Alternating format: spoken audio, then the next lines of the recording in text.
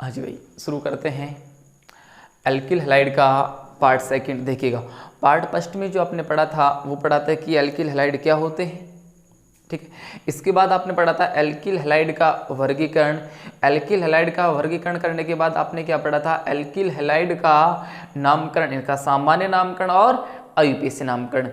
और इसके बाद आपने पढ़ा था एल्किल हैलाइड बनाने की विधि।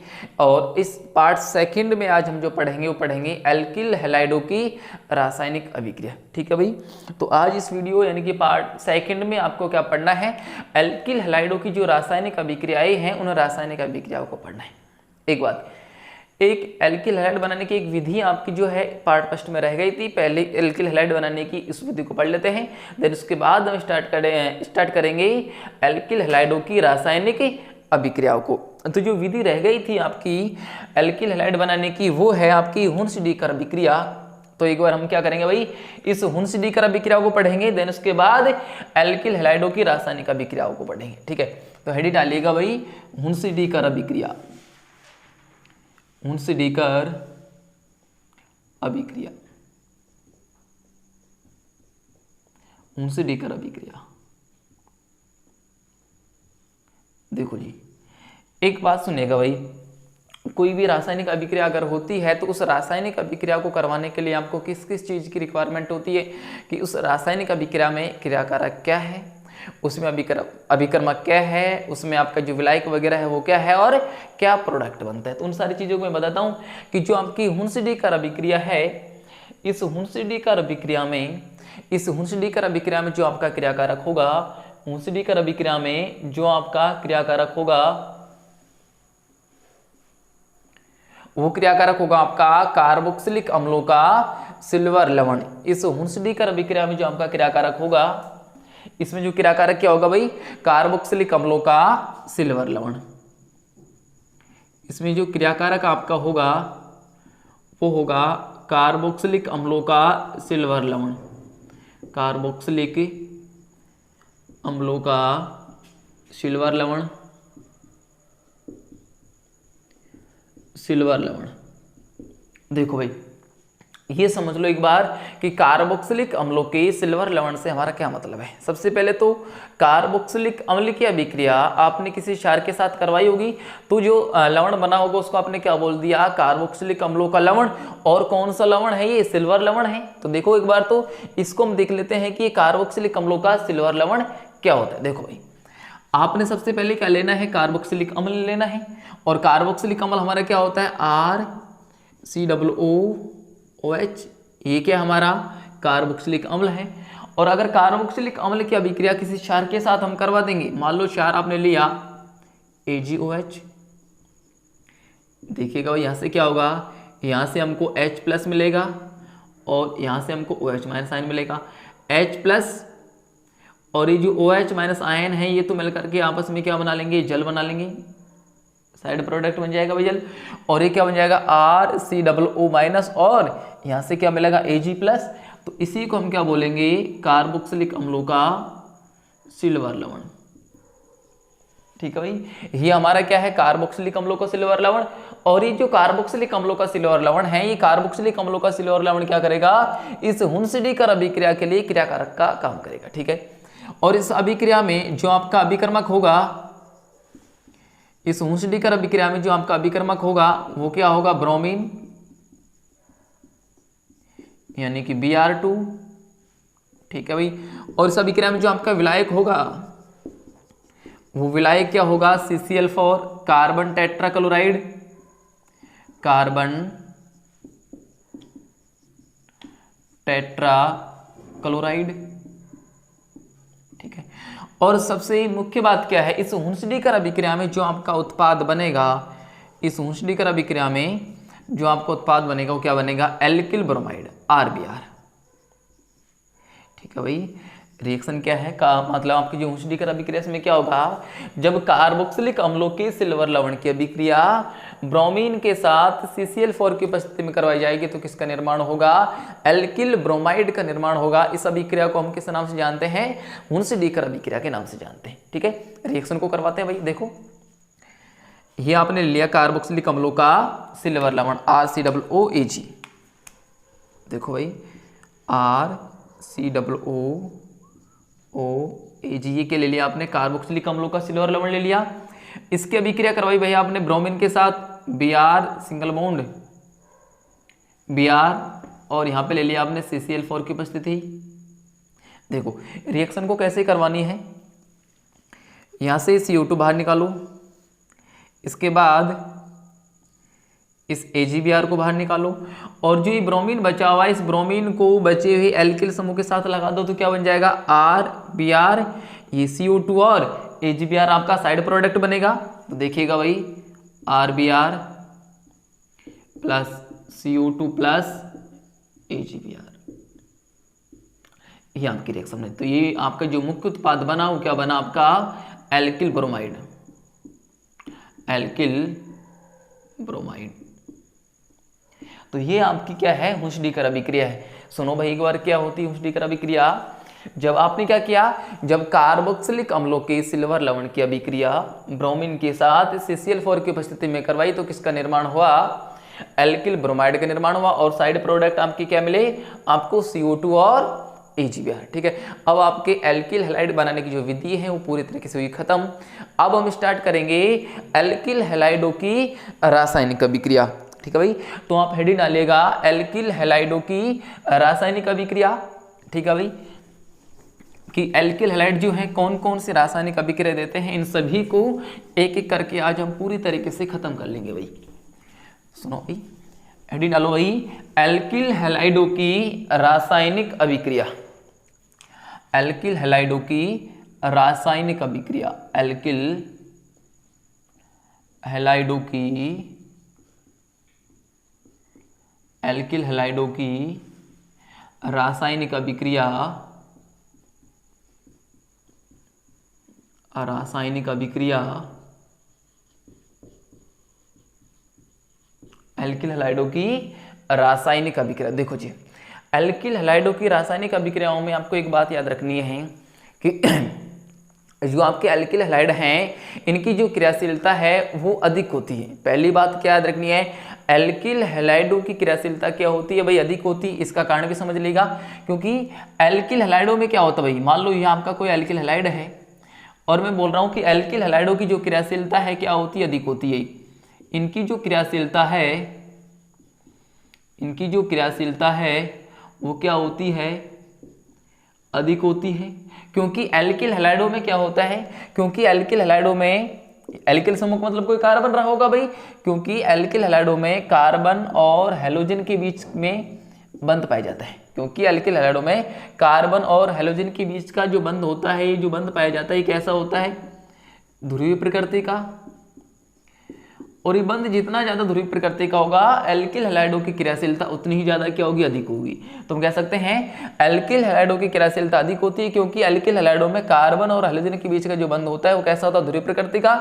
और जैसे जैसे इस बंध की ध्रुवीय प्रकृति बढ़ती जाएगी, इनकी जो क्रियाशीलता है वो भी बढ़ती जाएगी। ठीक है भाई, अब देखिएगा कि अगर एल्किल हैलाइड भी हम अलग अलग प्रकार के ले लें, एल्किल हैलाइड भी हम अलग अलग प्रकार के ले लें, जैसे RF, इसके बाद आपने ले लिया भाई RCl, RBr और RI। इन चारों प्रकार के एल्किल हैलाइडों में से कौन सा जो एल्किल हैलाइड है उसकी क्रियाशीलता अधिक होगी, इसको कैसे पहचानेंगे। देखो अगर यहाँ पे ध्यान देना भाई, इस एल्किल फ्लोराइड, एल्किल क्लोराइड या एल्किल ब्रोमाइड और एल्किल आयोडाइड में कार्बन और ये जो आपके हैलोजन परमाणु हैं, ये जो हैलोजन परमाणु हैं, अगर इसकी बॉन्ड लेंथ की बात करें, कार्बन हैलोजन के बीच की जो बॉन्ड लेंथ है, इसकी जो बंध लंबाई है उसकी अगर बात करें, तो ऊपर से नीचे जाने पर क्या होगा, कार्बन हैलोजन बंध की जो बंध लंबाई है वो क्या होगी, बढ़ेगी। ठीक है, कार्बन हैलोजन बंध की जो बंध लंबाई है वो क्या होगी, ऊपर से नीचे जाने पर बढ़ेगी। अगर कार्बन और हैलोजन के बीच की बंध लंबाई बढ़ेगी तो उस बंध को तोड़ना आसान होगा। अगर बंध को तोड़ना आसान होगा इसका मतलब क्या है, वो अधिक क्रियाशील हो जाएगा एल्किल हैलाइड। तो ऊपर से नीचे जाने पर इन एल्किल हैलाइडों की जो क्रियाशीलता है वो क्या होगी भाई, बढ़ेगी। क्योंकि कार्बन और हैलोजन के बीच की अगर बंध लंबाई बढ़ेगी, अगर बंध लंबाई बढ़ेगी तो जो उनकी बंध ऊर्जा है, बंध एंथैल्पी जो है वो क्या हो जाएगी, कम हो जाएगी। अगर बंध एंथैल्पी कम हो गई इसका मतलब क्या हो जाएगा, इनकी क्रियाशीलता बढ़ जाएगी। तो जो इनकी क्रियाशीलता है ऊपर से नीचे जाने पर क्या होगी, बढ़ेगी भाई। इनकी जो क्रियाशीलता है, क्रियाशीलता वो ऊपर से नीचे जाने पर क्या हो जाएगी, इंक्रीज होगी भाई। तो अगर एल्किल हैलाइडों की क्रियाशीलता का क्रम आपसे कोई पूछे तो इनका क्रम कैसे बताना है आपको, RF सबसे कम क्रियाशील होगा, उसके बाद RCl, फिर RBr, देन इसके बाद क्या हो जाएगा आपका RI। तो एल्किल जो आयोडाइड है उसकी क्रियाशीलता क्या होती है, सभी एल्किल हैलाइडों की तुलना में क्या होती है, ज्यादा, क्योंकि यहाँ पे कार्बन और जो आयोडीन है इसकी बंध लंबाई अन्य की तुलना में क्या है, ज्यादा। अगर बंध लंबाई ज्यादा होगी, अगर बंध लंबाई का मान ज्यादा होगा तो उस बंध को तोड़ना आसान होगा, अगर बंध को तोड़ना आसान होगा इसका मतलब क्या, उसकी क्रियाशीलता ज्यादा है। तो हमने समझा कि एल्किल हैलाइड क्या होते हैं, अधिक क्रियाशील होता है, क्योंकि एल्किल हैलाइडों में कार्बन और हैलोजन के बीच का जो बंध होता है कैसा होता है, ध्रुवीय प्रकृति का होता है। अगली बात, जैसे जैसे इस कार्बन हैलोजन बंध की ध्रुवीय प्रकृति बढ़ती जाएगी वैसे वैसे ही इनकी क्रियाशीलता क्या होती जाएगी, बढ़ती जाएगी। अब आपने alkyl fluoride, alkyl chloride, alkyl bromide और एल्किल आयोडाइड ले लिया। अगर इनकी क्रियाशीलता का हम क्रम चेक करेंगे तो क्या होगा भाई, अगर यहाँ पे यानी कि कार्बन, एल्किल समूह का कार्बन नहीं होता है आपका, और ये आपके हैलोजन है, यानी कि कार्बन हैलोजन के बीच की बंध लंबाई की बात करें तो जो एल्किल आयोडाइड है इसमें कार्बन और आयोडीन के बीच की जो बंध लंबाई है ज्यादा है। अगर बंध लंबाई ज्यादा है तो इसकी जो बंध ऊर्जा यानी कि बंध एंथैल्पी का मान क्या होगा, कम। अगर बंध एंथैल्पी का मान कम होगा तो बंध इनकी जो आपकी जो क्रियाशीलता है उसका मान क्या हो जाएगा, बढ़ जाएगा। तो अब ये याद रखना भाई, एल्किल हैलाइडों की जो क्रियाशीलता का क्रम है वो क्या है आपका, ये है, ठीक है। अब आगे देखिएगा भाई, एल्किल हैलाइड जो है कौन कौन सी रासायनिक अभिक्रिया देते हैं उनको सभी को एक एक करके हम पढ़ेंगे। अगली कौन कौन सी रासायनिक अभिक्रिया देंगे उन सभी को हम एक एक करके पढ़ेंगे। देखो एक बार हम लिख लेते हैं भाई, एल्किल हैलाइड जो है कौन कौन सी रासायनिक अभिक्रिया देते हैं, समझिएगा। एल्किल हैलाइडों की जो पहली रासायनिक अभिक्रिया है वो है इनकी नाभिक स्नेही प्रतिस्थापन अभिक्रिया। सबसे पहले जो इनकी अभिक्रिया है वो है नाभिक स्नेही प्रतिस्थापन अभिक्रिया। नाभिक स्नेही प्रतिस्थापन अभिक्रिया, नाभिक स्नेही प्रतिस्थापन अभिक्रिया, ये आपकी nucleophilic substitution reaction, nucleophilic substitution reaction. ये भी देखिए आगे पढ़ेंगे भाई, ये भी दो प्रकार की होगी आपकी, एक यूनिमोलिकुलर न्यूक्लियोफिलिक सब्स्टिट्यूशन रिएक्शन और एक होगी आपकी बायोमोलिकुलर न्यूक्लियोफिलिक सब्स्टिट्यूशन रिएक्शन। एकाणुक नाभिक स्नेही प्रतिस्थापन अभिक्रिया और ये होगी आपकी द्विव अणु की नाभिक स्नेही प्रतिस्थापन अभिक्रिया। इसके बाद इसकी जो दूसरी अभिक्रिया होगी वो होगी आपकी विलोपन अभिक्रिया। विलोपन अभिक्रिया, विलोपन अभिक्रिया मतलब एलिमिनेशन रिएक्शन, एलिमिनेशन रिएक्शन। तीसरी जो इसकी अभिक्रिया होगी वो होगी धातुओं के साथ अभिक्रिया, धातुओं के साथ अभिक्रिया यानी कि रिएक्शन विद मेटल। और जो इसकी फोर्थ रासायनिक अभिक्रिया है, चौथी जो रासायनिक अभिक्रिया है वो है इनकी अपचयन अभिक्रिया, अपचयन अभिक्रिया, रिडक्शन रिएक्शन।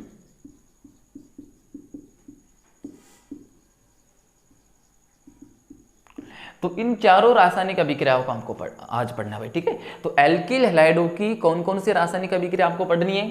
पहली है नाभिक स्नेह प्रतिस्थापन अभिक्रिया, न्यूक्लियोफिलिक सब्स्टिट्यूशन रिएक्शन। ये भी दो प्रकार की होगी, एक यूनिमोलिकुलर न्यूक्लियोफिलिक सब्स्टिट्यूशन रिएक्शन यानी कि एका अणु के नाभिक स्नेही प्रतिस्थापन अभिक्रिया। अगली जो रिएक्शन है वो है बाइमोलिकुलर न्यूक्लियोफिलिक सब्स्टिट्यूशन रिएक्शन यानी कि द्विव अणु के नाभिक स्नेही प्रतिस्थापन अभिक्रिया। दूसरी जो इनकी रासायनिक अभिक्रिया है वो कौन सी, आपकी विलोपन अभिक्रिया, एलिमिनेशन रिएक्शन। और तीसरी जो इनकी अभिक्रिया है वो है धातुओं के साथ अभिक्रिया। और चौथी जो अभिक्रिया है वो कौन सी है भाई, आपकी अपचयन अभिक्रिया रिएक्शन, अपचयन अभिक्रिया रिडक्शन रिएक्शन। तो सबसे पहली जो रिएक्शन हम पढ़ेंगे वो है आपकी नाभिक स्नेही प्रतिस्थापन अभिक्रिया। अब आप हेडिंग डालिएगा भाई, नाभिक स्नेही प्रतिस्थापन अभिक्रिया। देखो पहली जो रासायनिक अभिक्रिया उसको हम पढ़ेंगे नाभिक स्नेही प्रतिस्थापन अभिक्रिया, नाभिक स्नेही प्रतिस्थापन अभिक्रिया, नाभिक स्नेही प्रतिस्थापन अभिक्रिया, नाभिक स्नेही प्रतिस्थापन अभिक्रिया। देखो भाई एक बार तो इसको सिंपल समझो कि नाभिक स्नेही प्रतिस्थापन अभिक्रिया क्या होती है। नाभिक स्नेही प्रतिस्थापन अभिक्रिया को पढ़ने से पहले तो एक बार सिंपल इतना सा आइडिया हमको हो जाना चाहिए कि प्रतिस्थापन अभिक्रियाओं का मतलब क्या होता है। सबसे पहले हमको ये समझ लेना जरूरी है भाई कि ये प्रतिस्थापन अभिक्रिया क्या है। अगर बेसिक आइडिया हमको हो जाएगा कि प्रतिस्थापन अभिक्रिया क्या होती है, देन इसके बाद हमको इजीली समझ में आ जाएगा कि नाभिक स्नेही प्रतिस्थापन अभिक्रिया क्या होती है। समझो भाई प्रतिस्थापन अभिक्रियाओं में क्या होता है, सुनो भाई प्रतिस्थापन अभिक्रियाओं में होता है, मान लो ये आपका कोई क्रियाकारक है। सुनो प्रतिस्थापन अभिक्रियाओं में क्या होगा, मान लो ये आपका कोई क्रियाकारक है, इस क्रियाकारक पर कोई अभिकर्मक आक्रमण करेगा, इस क्रियाकारक पर बाहर से कोई अभिकर्मक आक्रमण करेगा। अब जो आक्रमण करने वाला जो आपका आक्रमणकारी समूह है यानी कि जो अभिकर्मक है वो तो इससे जुड़ जाएगा और इससे दूसरा जो अभिकर्मक है या दूसरा जो परमाणु समूह है वो यहाँ से बाहर निकल जाएगा। मान लो भाई यहाँ पे क्या हुआ, ये आपका कोई अभिकर्मक है, ये यहाँ पे कोई क्रियाकारक, तो ये अभिकर्मक इस पर आक्रमण करेगा, ये तो यहाँ पे जुड़ जाएगा और इससे पहले से जो जुड़ा हुआ था यहाँ से बाहर निकल जाएगा। देखो पहले क्या था भाई, ये यहाँ पे लगा हुआ था, ये आपका क्रियाकारक है और ये आपका क्या है, अभिकर्मक है। ठीक है भाई, ये आपका क्रियाकारक और ये आपका अभिकर्मक है। अब इस अभिकर्मक ने यहाँ पे क्या किया, आक्रमण किया। अब आने वाले जो अभिकर्मक है ये तो इससे कनेक्ट हो जाएगा और पहले से जो जुड़ा हुआ आपका इस पर कोई अभिकर्मक था वो यहाँ से बाहर निकल जाएगा। तो आपकी जो ये प्रतिस्थापन अभिक्रिया है इनमें क्या होता है, क्रियाकारक से कोई अभिकर्मक आक्रमण करता है, आने वाला जो अभिकर्मक होता है वो तो क्रियाकारक से जुड़ जाता है और क्रियाकारक से कोई परमाणु समूह बाहर निकल जाता है। ठीक है भाई, तो समझिएगा कि नाभिक, अब देखो सब ये भी हमको समझ लेना जरूरी है कि नाभिक स्नेही का मतलब क्या है। नाभिक स्नेही सामान्यतया वे अभिकर्मक होते जिन पर ऋणात्मक चार्ज पाया जाता है। तो सुनो भाई ध्यान से, नाभिक स्नेही अभिकर्मक वे अभिकर्मक होते हैं जिन पर क्या होता है, जनरली नेगेटिव चार्ज होता है। अब देखो प्रतिस्थापन जो अभिक्रियाएं हैं, प्रतिस्थापन अभिक्रिया अलग अलग प्रकार की हो सकती हैं। नाभिक स्नेही प्रतिस्थापन अभिक्रिया, इलेक्ट्रॉन स्नेही प्रतिस्थापन अभिक्रिया, मुक्तमूलक प्रतिस्थापन अभिक्रिया। अब प्रतिस्थापन अभिक्रिया को जो नाम है समझो किस प्रकार से दिया जाएगा, क्रियाकारक पर जिस प्रकार का अभिकर्मक आक्रमण करता है उस आधार पर इन प्रतिस्थापन अभिक्रियाओं के नाम दिए जाते हैं। क्रियाकारक पर जिस प्रकार का अभिकर्मक आक्रमण करता है उस आधार पर इन प्रतिस्थापन अभिक्रियाओं के नाम दिए जाते हैं। अगर क्रियाकारक पर नाभिक स्नेही आक्रमण करता है तो अभिक्रिया का क्या नाम हो जाएगा, नाभिक स्नेही प्रतिस्थापन अभिक्रिया।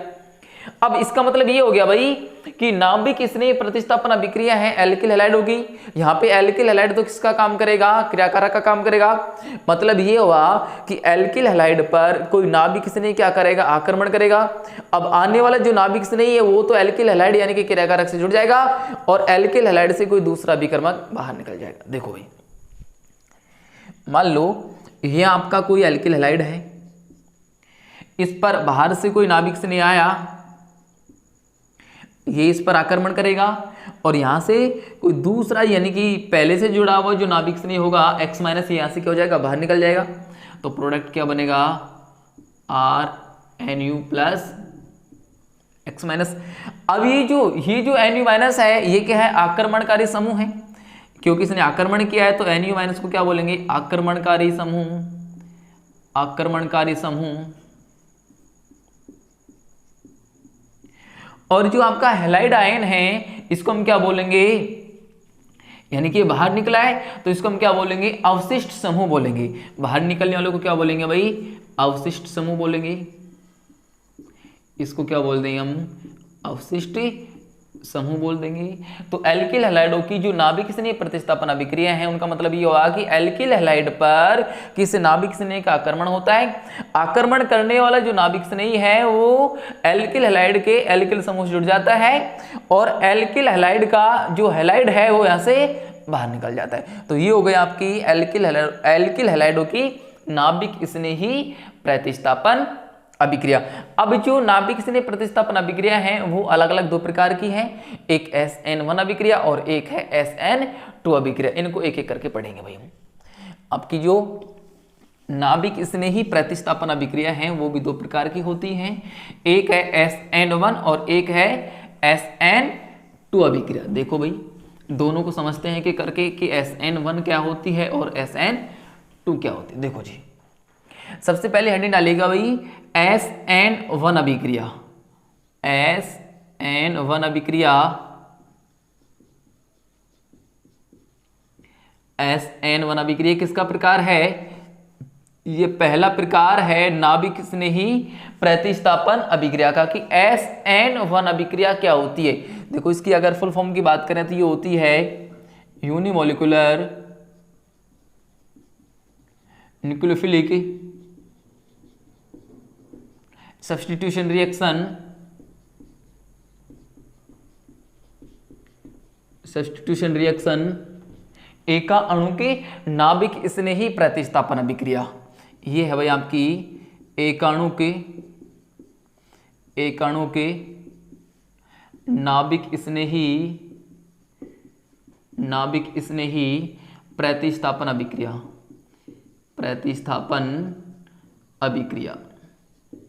देखो अब इसको एक एक करके हम पढ़ेंगे कि इसमें क्या क्या पॉइंट हैं, समझिएगा भाई। SN1 अभिक्रिया यानी कि यूनिमोलिकुलर न्यूक्लियोफिलिक सब्स्टिट्यूशन रिएक्शन एकाणु नाभिक स्नेही प्रतिस्थापन अभिक्रिया क्या होती है, पॉइंट टू पॉइंट इसको पढ़ते चलते हैं। देखो सबसे पहली बात यह है कि SN1 अभिक्रिया प्रथम कोटि की एक अभिक्रिया होती है। SN1 अभिक्रिया में पहली बात क्या याद रखोगे कि SN1 जो अभिक्रिया है, SN1 अभिक्रिया जो क्या होती है भाई प्रथम कोटि की एक अभिक्रिया होती है, यानी कि यह प्रथम कोटि की एक अभिक्रिया है, प्रथम कोटि की अभिक्रिया होती है। पहली बात क्या समझे भाई, SN1 अभिक्रिया प्रथम कोटि की एक अभिक्रिया होती है। दूसरी बात क्या है, SN1 अभिक्रिया है एक प्रथम कोटि की अभिक्रिया है। इसका मतलब हो गया कि SN1 अभिक्रिया का वेग केवल और केवल एल्किल हैलाइड की सांद्रता पर निर्भर करता है, ना कि नाभिक स्नेही की सांद्रता पर। तो दूसरी बात क्या याद रखोगे, SN1 अभिक्रिया का जो वेग है, SN1 अभिक्रिया का जो वेग है वो केवल और केवल एल्किल हैलाइड की सांद्रता पर निर्भर करेगा। ठीक है, दो बात अभी तक हमने सीखी कि SN1 अभिक्रिया प्रथम कोटि की एक अभिक्रिया होती है, अर्थात SN1 अभिक्रिया का जो वेग है केवल और केवल एल्किल हैलाइड यानी कि क्रियाकारक की सांद्रता पर निर्भर करता है। तीसरी बात यह है SN1 अभिक्रिया दो पदों में पूर्ण होती है। तीसरी बात क्या है भाई, SN1 अभिक्रिया दो पदों में कंप्लीट होती है। तीसरी बात है यह है दो पदों में पूर्ण होती है, यह है दो पदों में पूर्ण। अब एक खास बात क्या है, सुनो भाई, SN1 अभिक्रिया दो पदों में पूर्ण होती है। अब मेरी बात को समझिएगा, वे रासायनिक अभिक्रिया जो एक ही पद में पूर्ण हो जाती है उनको हम क्या बोलते हैं, सरल अभिक्रिया। और वे रासायनिक अभिक्रिया जो एक से अधिक पदों में पूर्ण होती है उनको हम क्या बोलते हैं, जटिल अभिक्रिया। यानी कि SN1 अभिक्रिया दो पदों में पूर्ण होती है, यानी कि SN1 अभिक्रिया एक से अधिक पदों में पूर्ण होती है। इसका मतलब ये हुआ कि SN1 अभिक्रिया एक जटिल अभिक्रिया है। SN1 अभिक्रिया क्या है, एक जटिल अभिक्रिया है। तो लिख सकते हैं हम, यह एक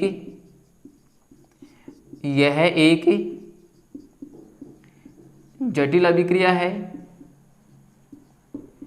यह एक जटिल अभिक्रिया है।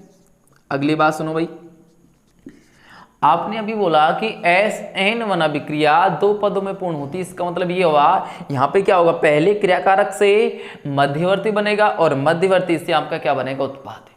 SN1 अभिक्रिया दो पदों में है, दो पदों में मतलब यहाँ पे एक मध्यवर्ती बनेगा। देखो भाई SN1 अभिक्रिया दो पदों में कंप्लीट होती है, इसका मतलब यह है, इसमें क्या बनता है, मध्यवर्ती। देखो भाई पांचों पॉइंट क्या है, यानी कि यहाँ पे पहले कोई क्रियाकारक लेके हम चलेंगे, क्रियाकारक से क्या बनेगा भाई, पहले मध्यवर्ती बनेगा और इस मध्यवर्ती से क्या बनेगा भाई, उत्पाद बनेगा। देखो SN1 अभिक्रिया दो पदों में पूर्ण हुई। सबसे पहले पद में तो क्रियाकारक से क्या बना, मध्यवर्ती, ये आपका क्या है, पहला पद है। और दूसरे पद में क्या होगा, जो मध्यवर्ती है वो किस में कन्वर्ट होगा, आपका उत्पाद में, यानी कि आपका क्या है, दूसरा पद है। SN1 अभिक्रिया क्या है, प्रथम कोटि की एक अभिक्रिया है, अर्थात इसका वेग एल्किल हैलाइड की सांद्रता पर निर्भर करता है। ये दो पदों में पूर्ण होती है, जटिल अभिक्रिया है। अब ये यानी कि क्रियाकारक से मध्यवर्ती बना, मध्यवर्ती से क्या बना, उत्पाद, ये इसका प्रथम पद है। और ध्यान देना SN1 अभिक्रिया में इसका जो पहला पद है, SN1 अभिक्रिया में इसका जो पहला पद है, इसको हम बोलते हैं वेग निर्धारक पद, RDS, रेट डिटरमाइन स्टेप। इसको हम क्या बोलते हैं, वेग निर्धारक पद, वेग निर्धारक पद,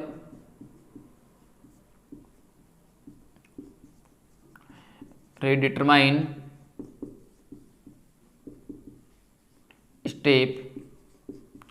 SN1 अभिक्रिया का ये जो पद है, पहला पद, ये क्या होता है आपका वेग निर्धारक पद होता है, RDS, ठीक है।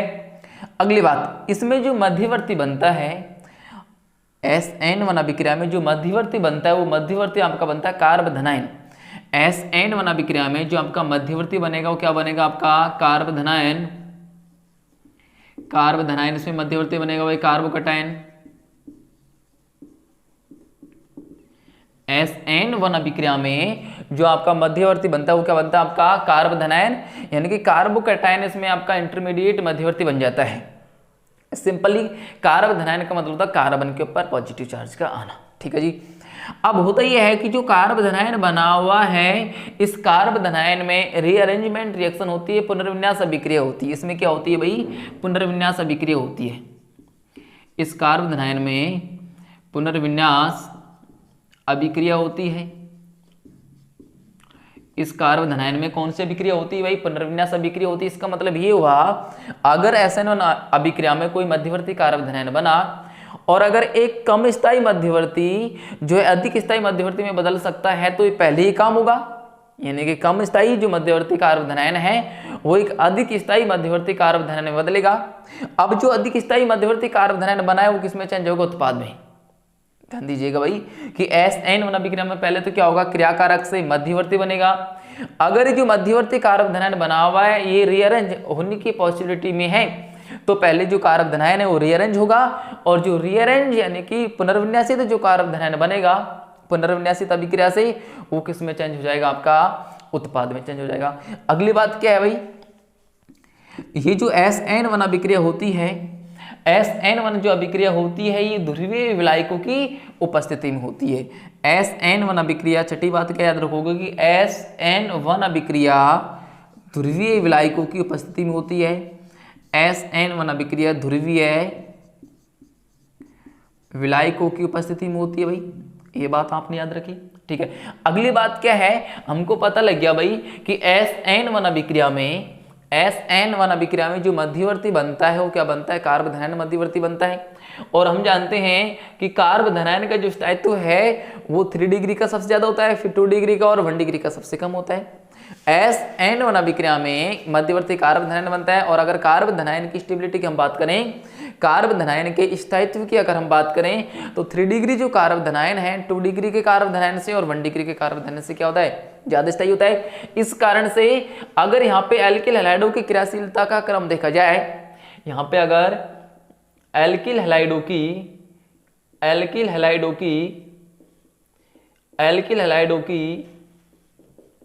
क्रियाशीलता का क्रम देखा जाए, तो वो ये होगा कि तृतीय की जो एल्किल हैलाइड है वो सर्वाधिक क्रियाशील होगा।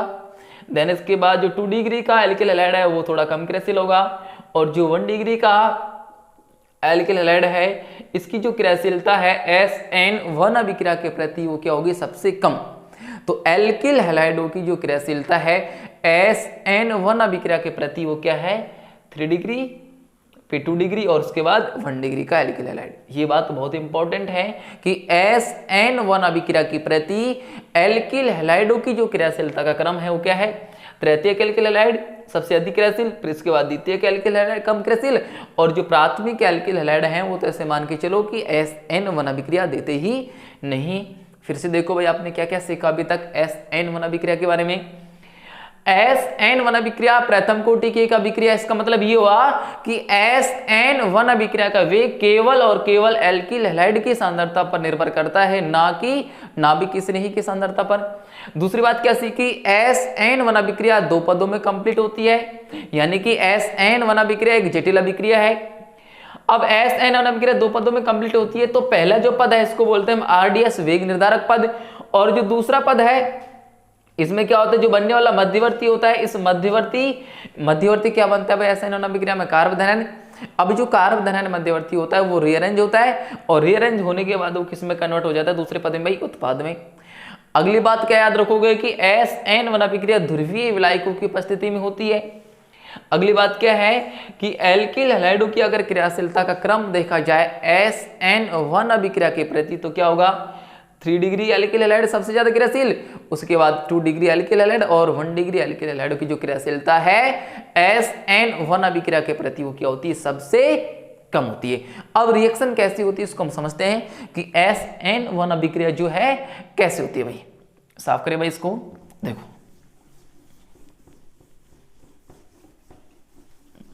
एक बात जरूर ध्यान रखना भाई कि एल्किल हैलाइडों की जो क्रियाशीलता का क्रम है SN1 अभिक्रिया के लिए, वो तृतीयक एल्किल हैलाइड सबसे ज्यादा क्रियाशील होते हैं, उसके बाद द्वितीयक एल्किल हैलाइड और उसके बाद में प्राथमिक एल्किल हैलाइड। अब देखो भाई रिएक्शन देखिएगा,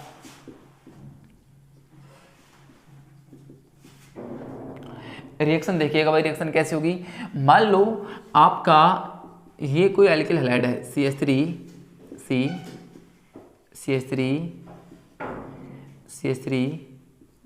और इसे ले लिया, ठीक है भाई। ये क्या आपका कोई एल्किल हैलाइड है, इस पर मान लो ये कोई आपका नाभिक से नहीं अटैक करने वाला, ये क्या है, कोई नाभिक से नहीं है, ये नाभिक से नहीं इस पर आक्रमण करेगा और यहां से दूसरे नाभिक से को बाहर निकाल देगा। एक विशेष बात क्या याद रखनी है कि प्रतिस्थापन अभिक्रियाओं में क्रियाकारक से जिस प्रकार का अभिकर्मक आक्रमण करता है उसी प्रकार का अभिकर्मक क्रियाकारक से बाहर निकलता है। यानी कि अगर क्रियाकारक से नाभिक स्नेह आक्रमण करेगा, क्रियाकारक पर नाभिक स्नेह आक्रमण करेगा तो क्रियाकारक से नाभिक स्नेह ही बाहर निकलेगा। अगर क्रियाकारक पर कोई इलेक्ट्रॉन स्नेह आक्रमण करेगा तो क्या होता है, क्रियाकारक से इलेक्ट्रॉन स्नेह ही बाहर निकलता है। तो यहाँ पे कौन सी अभिक्रिया है, नाभिक स्नेही प्रतिस्थापन अभिक्रिया। इसका मतलब क्रियाकारक पर कोई नाभिक स्नेही का आक्रमण होता है, क्रियाकारक पर नाभिक स्नेह का आक्रमण होता है और क्रियाकारक से नाभिक स्नेह ही बाहर निकल जाता है। तो देखो यहां से क्या होगा भाई, OH माइनस अटैक करेगा और Cl माइनस यहां से बाहर निकल जाएगा। प्रोडक्ट क्या बनेगा भाई, CH3 और ये OH प्लस Cl माइनस आपका बाहर निकल गया। अब देखिएगा भाई मैकेनिज्म इसकी देखिएगा कि ये क्रियाविधि जो है, हमको पता है कि SN1 अभिक्रिया जो है कितने पदों में कंप्लीट होती है भाई, 2 पदों में कंप्लीट होती है। तो इसके अगर पहले पद की बात की जाए, SN1 अभिक्रिया के अगर पहले पद की बात की जाए तो पहले पद में क्या होता है, यहाँ पे कार्बन और जो हैलोजन है इसके बीच का बंध टूटता है और किसका निर्माण होता है, कार्बोधनायन का निर्माण होता है। ठीक है भाई, तो जो पद प्रथम है, प्रथम पद में क्या होता है भाई, एल्किल हैलाइड के कार्बन और हैलोजन के बीच का बंध टूटता है और किसका निर्माण होगा, कार्बोधनायन का निर्माण होगा। तो हम लिख सकते हैं प्रथम पद में क्या होगा, कार्बन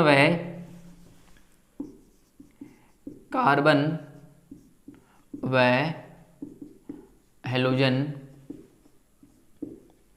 के बीच का बंध टूटता है, वह कार्बोधनायन का निर्माण होता है। ठीक है भाई, पहले पद में क्या हो गया, पहले पद में जो एल्किल हैलाइड है उसके कार्बन और हैलोजन के बीच का बंध टूटेगा और किसका निर्माण होगा, कार्बोधनायन का निर्माण होगा। जैसे ही आपने ये आपका एल्किल हैलाइड है तो देखो रिएक्शन कैसी होगी भाई, CH3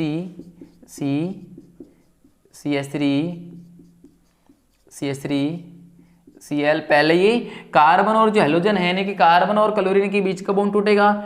और हम जानते हैं कार्बन की जो विद्युतता होती है हेलोजन से क्या होती है, कम।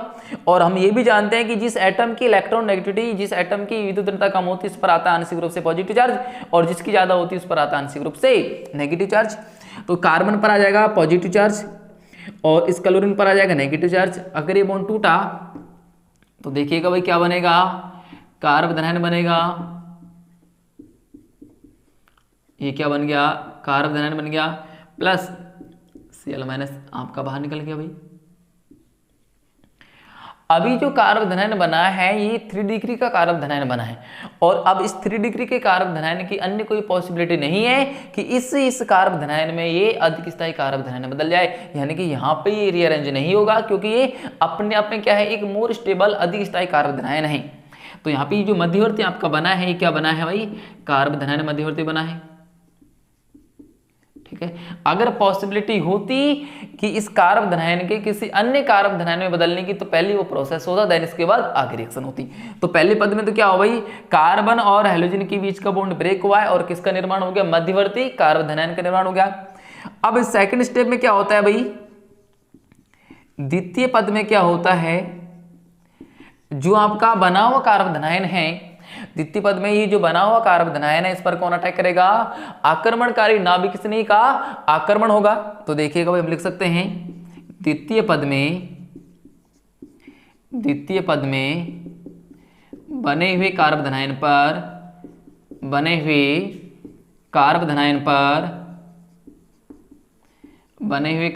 पर नाभिक स्नेही का आक्रमण होता है, नाभिक स्नेही का आक्रमण होता है,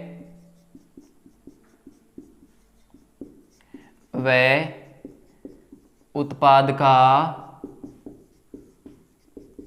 निर्माण हो जाता है। ठीक है भाई, सेकंड स्टेप में क्या होगा, जो आपका कार्बोधनायन मध्यवर्ती बना हुआ है इस मध्यवर्ती पर जो आपका न्यूक्लियोफाइल है नाभिक स्नेही अटैक करेगा और किसका निर्माण हो जाएगा, प्रोडक्ट का फॉर्मेशन हो जाएगा, उत्पाद का निर्माण हो जाएगा। देखो ये कार्बोधनायन बना है, इसको लिखो यहाँ पे CH3 ये आपका कार्बोधनायन है बना हुआ, जो मध्य आपका कार्बोधनायन है इस पर कौन अटैक करेगा, ये OH माइनस यानी कि नाभिक स्नेही का करेगा, अटैक करेगा। ये इसने अटैक किया और देखिएगा भाई प्रोडक्ट क्या बनेगा, CH3 और OH क्या बन गया हमारा भाई, प्रोडक्ट बन गया। तो ये हमारी कंप्लीट हुई SN1 अभिक्रिया। फिर से समझो भाई, SN1 अभिक्रिया हमको पता है 2 पदों में कंप्लीट होती है। तो पहले तो पद में क्या हुआ कि जो एल्किल हैलाइड में कार्बन और हेलोजन के बीच का ये बंध है ये ब्रेक होता है और क्या बनता है, मध्यवर्ती कार्बोधनायन बनता है। अगर ये मध्यवर्ती के एक अधिक स्थायी कार्बोधनायन में बदलने की संभावना होती है तो पहले वो अभिक्रिया होती है, देन इसके बाद क्या होता है, जो आपका एक मोर स्टेबल कार्बोकेटायन है इस पर क्या होता है, नाभिक स्नेही का आक्रमण होता है और उत्पाद बन जाता है। ये हुई हमारी SN1 अभिक्रिया कंप्लीट। देखो फिर से समझो, SN1 अभिक्रिया में आपने क्या क्या पढ़ा अभी, SN1 अभिक्रिया प्रथम कोटि की एक अभिक्रिया होती है। दूसरी बात, SN1 अभिक्रिया प्रथम कोटि की एक अभिक्रिया होती है, इसका मतलब ये हुआ कि SN1 अभिक्रिया का वेग केवल और केवल एल्किल हैलाइड की सांद्रता पर निर्भर करता है, ना कि नाभिक स्नेही की सांद्रता पर। अगली बात क्या पड़ी कि SN1 अभिक्रिया 2 पदों में पूर्ण होती है। पहले पद को हम क्या बोलते हैं, वेग निर्धारक पद बोलते हैं। SN1 अभिक्रिया ध्रुवीय विलायकों की उपस्थिति में होती है। अगली बात क्या पड़ी आपने कि एल्किल हैलाइडों की जो क्रियाशीलता का क्रम है SN1 अभिक्रिया के प्रति वो क्या होता है, तृतीयक एल्किल हैलाइडों की क्रियाशीलता सर्वाधिक होती है SN1 अभिक्रिया के प्रति, देन उसके बाद होती है 2 डिग्री एल्किल हैलाइडों की और उसके बाद 1 डिग्री एल्किल हैलाइडों की। अब आगे क्या है, आगे क्या है भाई, थोड़ी सी बात और क्या, SN1 अभिक्रिया में क्या होता है, SN1 अभिक्रिया में क्या होता है, रेसिमिक मिश्रण का निर्माण होता है। एक बात और याद रख सकते हैं कि SN1 अभिक्रिया में क्या होता है, क्योंकि ये जो मध्यवर्ती बना हुआ है, ये मध्यवर्ती जो बना हुआ है इसमें कार्बन परमाणु का संकरण क्या होता है भाई, sp2। जो आपका मध्यवर्ती कार्बोधनायन बना हुआ है, इस मध्यवर्ती कार्बोधनायन में इस कार्बोकटायन यानी कि जिस कार्बन पर पॉजिटिव चार्ज है उस कार्बन का संकरण क्या है, sp2, यानी कि कार्बोधनायन मध्यवर्ती बनाए कैसा होता है, समतली ज्यामिति का होता है। कार्बोधनायन समतली ज्यामिति होने के कारण जो आने वाला नाभिक स्नेही है इसके ऊपर से भी आक्रमण कर सकता है और नीचे से भी आक्रमण कर सकता है, यानी कि जो प्रोडक्ट बनेगा अगर आपका लिया हुआ जो क्रियाकारक है कैसा हो, प्रकाशिक सक्रिय हो, तो बनने वाला जो यहाँ पे उत्पाद है वो कैसा बनेगा, रेसिमिक मिश्रण बनेगा। तो वहाँ पे याद रख सकते हैं कि SN1 अभिक्रिया में किसका निर्माण होता है, रेसिमिक मिश्रण का निर्माण होता है। एक और बात यहाँ पे देखो क्या रख सकते हैं कि पहले क्या होता है, क्रियाकारक में जिस कार्बन से हेलोजन परमाणु जुड़ा हुआ है उसका संकरण क्या होता है, sp3। यहाँ पे इस कार्बन का संकरण क्या है भाई, sp3। SN1 अभिक्रिया में जिस कार्बन से हेलोजन परमाणु जुड़ा हुआ होगा उस कार्बन परमाणु का संकरण क्या होगा, sp3। अब ये sp3 संकृत कार्बन परमाणु किसमें चेंज हो जाएगा, sp2 संकृत कार्बन परमाणु चेंज हो जाएगा। और फिर से ये जो sp2 संकृत कार्बन परमाणु है किसमें चेंज हो जाएगा, दोबारा से sp3 कार्बन परमाणु में चेंज हो जाएगा। ठीक है भाई, ये थी हमारी SN1 अभिक्रिया। ठीक है भाई, आगे जो हम पढ़ेंगे वो है आपकी SN2 अभिक्रिया। इसको उतार लो भाई एक बार। ठीक है, आगे हम पढ़ेंगे SN2 अभिक्रिया। अभी देखेंगे कि SN2 अभिक्रिया क्या है। SN2 अभिक्रिया को पढ़ने के बाद SN1 और SN2 अभिक्रिया में अंतर करना सीखेंगे भाई। ठीक है, आगे हेडिंग डालो भाई SN2 अभिक्रिया। देखो आगे लिखेगा भाई SN2 अभिक्रिया, SN2 अभिक्रिया, SN2 अभिक्रिया। देखो भाई SN2 अभिक्रिया कौन सी अभिक्रिया है आपकी, ये आपकी बाइमोलिकुलर न्यूक्लियोफिलिक सब्स्टिट्यूशन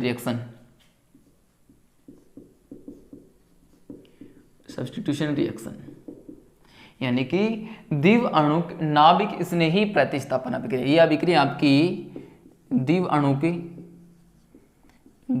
के नाभिक स्नेही प्रतिस्थापन अभिक्रिया,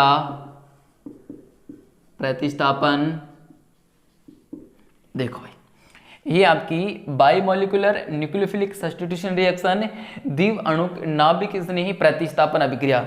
एक बार समझ लेते हैं कि जैसे हमने पॉइंट टू पॉइंट SN1 अभिक्रिया को पढ़ा उसी प्रकार से पॉइंट टू पॉइंट ही हम किसको पढ़ेंगे, SN2 अभिक्रिया को पढ़ेंगे। अब देखो पॉइंट टू पॉइंट पढ़ने का मतलब ये हुआ जब इनमें हम अंतर करेंगे कि SN1 अभिक्रिया और SN2 अभिक्रिया में जब हम अंतर करेंगे तो आसानी से इनमें हम अंतर कर पाएंगे भाई। तो समझिएगा पहली बात क्या है, पहली बात ये है कि जो आपकी SN2 अभिक्रिया है ये द्वितीय कोटि की एक अभिक्रिया है। पहली बात क्या है भाई, SN2 अभिक्रिया क्या है, एक द्वितीय कोटि की अभिक्रिया होती है।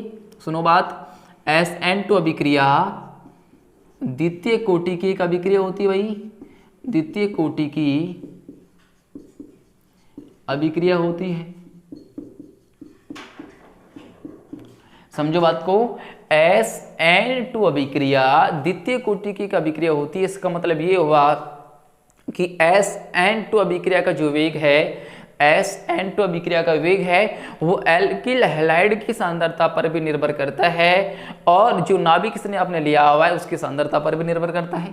समझो बात को भाई, SN2 अभिक्रिया जो है द्वितीय कोटि की एक अभिक्रिया, इसका मतलब ये हुआ कि SN2 अभिक्रिया का वेग, SN2 अभिक्रिया का जो वेग है एल्किल हैलाइड की सांद्रता और जो आप नाभिक इसने लेते हैं उन दोनों की सांद्रताओं पर निर्भर करता है। SN2 अभिक्रिया का जो वेग है एल्किल हैलाइड की सांद्रता और नाभिक इसने दोनों की सांद्रताओं पर निर्भर करता है। तीसरी बात क्या है भाई, देखो पहली बात आपने सीखी कि SN2 अभिक्रिया द्वितीय कोटि की अभिक्रिया होती है। इसका मतलब यह हुआ कि SN2 अभिक्रिया का जो वेग है, SN2 अभिक्रिया का जो वेग है एल्किल हैलाइड और नाभिक स्नेही दोनों की सांद्रताओं पर क्या करता है, निर्भर करता है। तीसरी बात वहां पे देखो SN1 अभिक्रिया में आपने क्या सीखा था भाई कि SN1 अभिक्रिया दो पदों में कंप्लीट होती है SN1 अभिक्रिया 2 पदों में कंप्लीट होती है, परंतु जो SN2 अभिक्रिया है वो एक ही पद में कंप्लीट होती है। तीसरा पॉइंट क्या लिखेंगे, यह है एक ही पद में, यह है एक ही पद में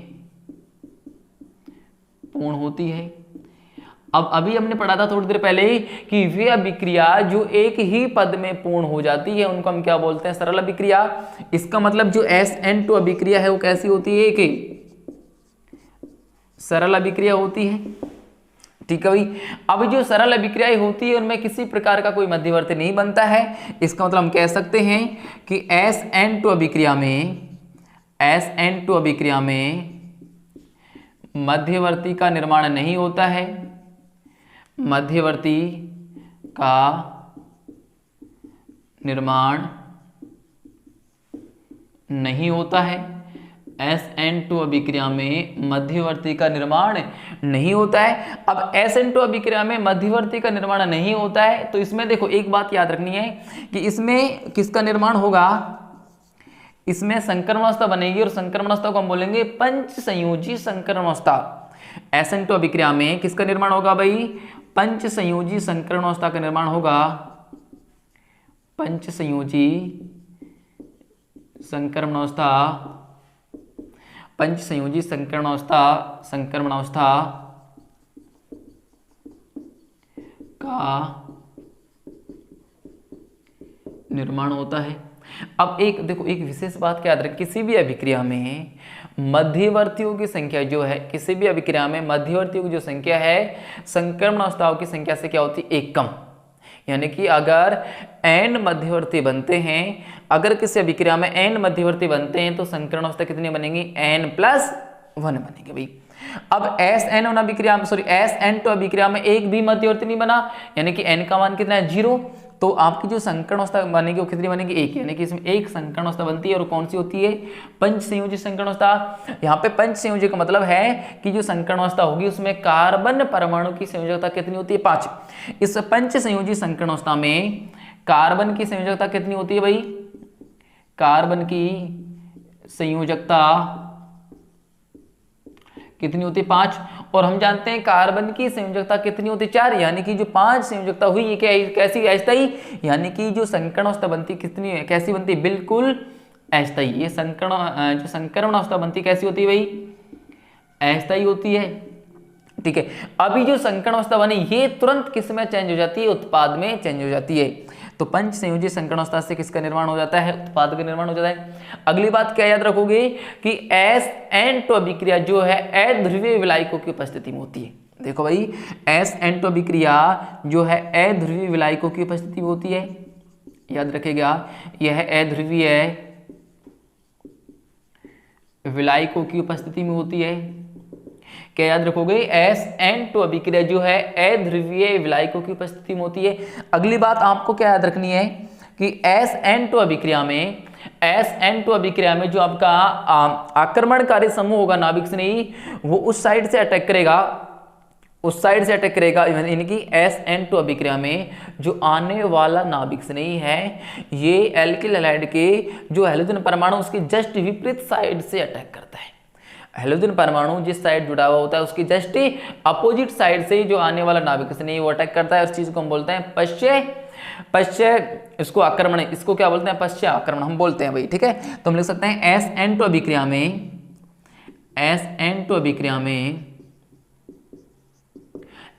अभिक्रिया में आने वाला जो आक्रमणकारी नाभिक स्नेही है ये हैलोजन परमाणु के विपरीत दिशा से आक्रमण करता है, इसको बोलते हैं हमें पश्चय आक्रमण बोलते हैं। अगली बात देखिएगा भाई, अगली बात आपको क्या याद रखनी है, खास बात यह है कि SN2 अभिक्रिया में आने वाला नाभिक स्नेही हैलोजन परमाणु के विपरीत दिशा से आक्रमण करता है। इसका मतलब ये हुआ कि SN2 अभिक्रिया में क्रियाकारक का जो विन्यास है चेंज हो जाता है। क्रियाकारक का जो विन्यास है कैसे हो जाता है, बदल जाता है, और उस चीज को हम बोलते हैं वाल्डन प्रतिपन। तो SN2 अभिक्रिया में क्या होता है भाई, वाल्डन प्रतिपन होता है, वाल्डन प्रतिपन होता है। वाल्डन प्रतिपन का मतलब है SN2 अभिक्रिया में जो आने वाला नाभिक स्नेही है क्रियाकारक के जो क्रियाकारक है जो हैलोजन परमाणु उसके ठीक विपरीत दिशा से अटैक करता है। इसमें क्या होता है कि जो आपका क्रियाकारक जिस प्रकार का आप लेके चलते हैं उसके विपरीत विन्यास वाला हमको उत्पाद प्राप्त होता है, और इसी चीज को हम क्या बोलते हैं, वाल्डन प्रतिपन्न बोलते हैं। ये हुए हमारे पॉइंट किसके भाई, SN2 अभिक्रिया के द्विव अणु के नाभिक स्नेही प्रतिस्थापन अभिक्रिया के। सुनो भाई, पहला पॉइंट क्या था आपका कि एक द्वितीय कोटि की अभिक्रिया होती है, इसका जो वेग है एल्किल हैलाइड और नाभिक स्नेही दोनों की सांद्रताओं पर निर्भर करता है। अब ये एक ही पद में पूर्ण होती है, इसका मतलब एक सरल अभिक्रिया है। SN2 अभिक्रिया क्या है, इसमें एक किसी भी प्रकार के मध्यवर्ती का निर्माण नहीं होता है, और इसमें क्या होता है, पंच संयोजी संकरावस्था का निर्माण होता है। यह अभिक्रिया अध्रुवीय विलायकों की उपस्थिति में होती है, और SN2 अभिक्रिया में जो आने वाला नाभिक स्नेही होता है हैलोजन परमाणु की ठीक विपरीत दिशा से आक्रमण करता है। इस चीज को हम क्या बोलते हैं, वाल्डन प्रतिपन्न। अगली बात क्या याद रखोगे भाई कि SN2 अभिक्रिया में एल्किल हैलाइडों की क्रियाशीलता का क्रम देखा जाए। SN2 अभिक्रिया में एल्किल हैलाइडों की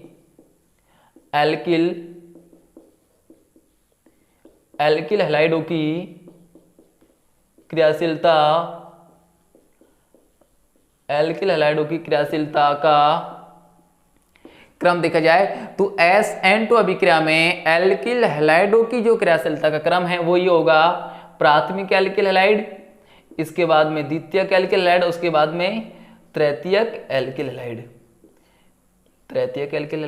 यानी कि प्राथमिक एल्किल हैलाइडों की क्रियाशीलता जो है SN2 अभिक्रिया के प्रति ज्यादा होती है, क्योंकि प्राथमिक एल्किल हैलाइड में तो छोटे छोटे यानी कि कार्बन परमाणु से 3 छोटे छोटे प्रकार के क्या होंगे, हाइड्रोजन परमाणु जुड़े होने के कारण यहाँ पे क्या होता है, त्रिविम बाधा कम होती है। जबकि द्वितीयक और तृतीयक एल्किल हैलाइड में त्रिविम बाधा ज्यादा होने के कारण SN2 अभिक्रिया को जो प्राथमिक एल्किल हैलाइड होते हैं ये तीव्र गति से देते हैं। ठीक है भाई, ये इसके पॉइंट है। आगे हम अभिक्रिया को करते हैं, और यहाँ पे ये बात भी ध्यान रखने योग्य है कि SN2 अभिक्रिया में अगर एल्किल हैलाइडों की क्रियाशीलता का क्रम आपने देखा था तो वहां पे तृतीयक एल्किल हैलाइडों की क्रियाशीलता ज्यादा थी, उसके बाद द्वितीयक एल्किल हैलाइडों की, और उसके बाद में सबसे कम किसकी थी, प्राथमिक एल्किल हैलाइडों की। जबकि SN2 अभिक्रिया में एल्किल हैलाइडों की क्रियाशीलता का क्रम आप देखेंगे तो सबसे ज्यादा जो क्रियाशीलता होगी वो प्राथमिक एल्किल हैलाइडों की, उसके बाद में द्वितीयक एल्किल हैलाइडों की, उसके बाद में तृतीयक एल्किल हैलाइडों की। ठीक है भाई, अब जो है हम अभिक्रिया को करते हैं, उतार लो जब तक इनको आप। ठीक है, अब हम देखते हैं SN2 अभिक्रिया की जो क्रियाविधि है वो किस प्रकार से होगी।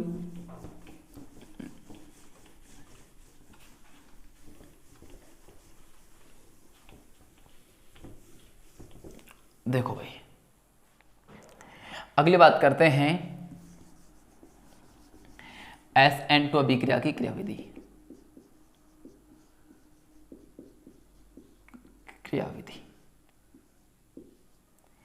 देखो, हमको ये तो पता लग गया कि SN2 अभिक्रिया को जो प्राथमिक एल्किल हैलाइड होते हैं वो अधिक गति से, अधिक तीव्र गति से देते हैं।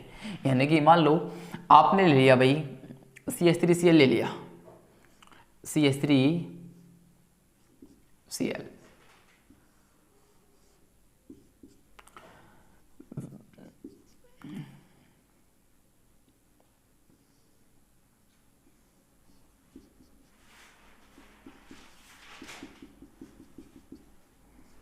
ये क्या है आपका CH3Cl क्रियाकारक है भैया एल्किल हैलाइड।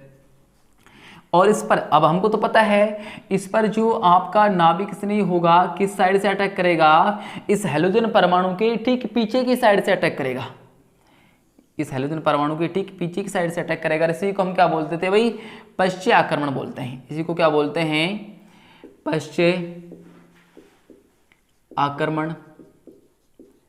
और हमको पता है कि SN2 अभिक्रिया में किसका निर्माण होता था, पंच संयोजी संकरण अवस्था का निर्माण होता था। देखिएगा भाई, पंच संयोजी संकरण अवस्था किस टाइप से आपकी बनेगी, ये कार्बन, इससे जुड़ा हुआ हाइड्रोजन, यहाँ आपका Cl टूटने की कोशिश करेगा, दूर जाने की कोशिश करता रहेगा भाई, तो उसको थोड़ा बड़ा बना के लिख दो।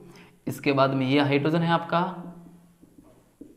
और इसके बाद में यह हाइड्रोजन, और यहाँ से क्या जुड़ जाएगा आपका, वह जुड़ने की कोशिश करेगा। ये बनी आपकी पंच संयोजी संकरण अवस्था, पंच संयोजी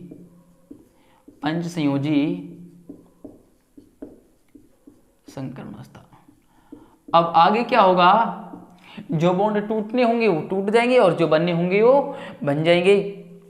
अब अगले वाले स्टेप में क्या होगा भाई, देखिएगा अगले वाले स्टेप में ये बॉन्ड ब्रेक हो जाएगा और ये बॉन्ड आपका बन जाएगा। क्या बन जाएगा यहाँ से भाई, उत्पाद बन जाएगा। देखिएगा भाई उत्पाद किस टाइप से बनेगा आपका, ये रहा आपका कार्बन, इधर की तरफ क्या आ जाएगा भाई, इधर की तरफ मतलब Cl तो हट जाएगा और Cl के अपोजिट साइड में क्या जुड़ जाएगा, OH। OH इधर क्या हो जाएगा भाई, इधर आपका चला जाएगा H और ये आपका क्या हो जाएगा H और नीचे क्या जुड़ जाएगा आपका H। ये क्या बन जाएगा भाई, आपका उत्पाद बन जाएगा। ठीक है, तो देखो SN2 अभिक्रिया में क्या हो भाई ये क्रियाकारक ले लिया हमने। इस क्रियाकारक पर जो नाभिक से नहीं आक्रमण करेगा, इस हैलोजन परमाणु की ठीक 180 डिग्री पीछे की साइड से आक्रमण करेगा। ये क्या बनी, हमारे पंच संयोजी संकरण अवस्था बनी और पंच संयोजी संकरण अवस्था से क्या बन गया, हमारा प्रोडक्ट बन गया। एक विशेष बात क्या याद रखनी है कि इस पंच संयोजी संकरण अवस्था में, पंच संयोजी संकरण अवस्था में जो कार्बन परमाणु का संकरण होता है वो क्या होता है, sp2। इस बात को विशेष रूप से याद रखना कि जो SN2 अभिक्रिया में पंच संयोजी संकरण अवस्था बनती है, इस पंच संयोजी संकरण अवस्था में कार्बन परमाणु का संकरण कितना होता है भाई, sp2 होता है। ठीक है, ये आपका क्या है, sp2 संकरण हो गया भाई। ये आपकी हुई SN2 अभिक्रिया। अब हम क्या करेंगे भाई, SN1 अभिक्रिया और SN2 अभिक्रिया में अंतर करेंगे। जब तक इनको उतारो भाई, SN1 अभिक्रिया और SN2 अभिक्रिया में अंतर। अगली हेडिंग डालिएगा भाई, SN1 और SN2 अभिक्रिया में अंतर, कि इनमें क्या क्या अंतर हम लिख सकते हैं। देखो भाई, एक तरफ लिखेगा SN1 अभिक्रिया और दूसरी तरफ लिखेगा SN2 अभिक्रिया। देखो SN1 अभिक्रिया और दूसरी तरफ है SN2 अभिक्रिया।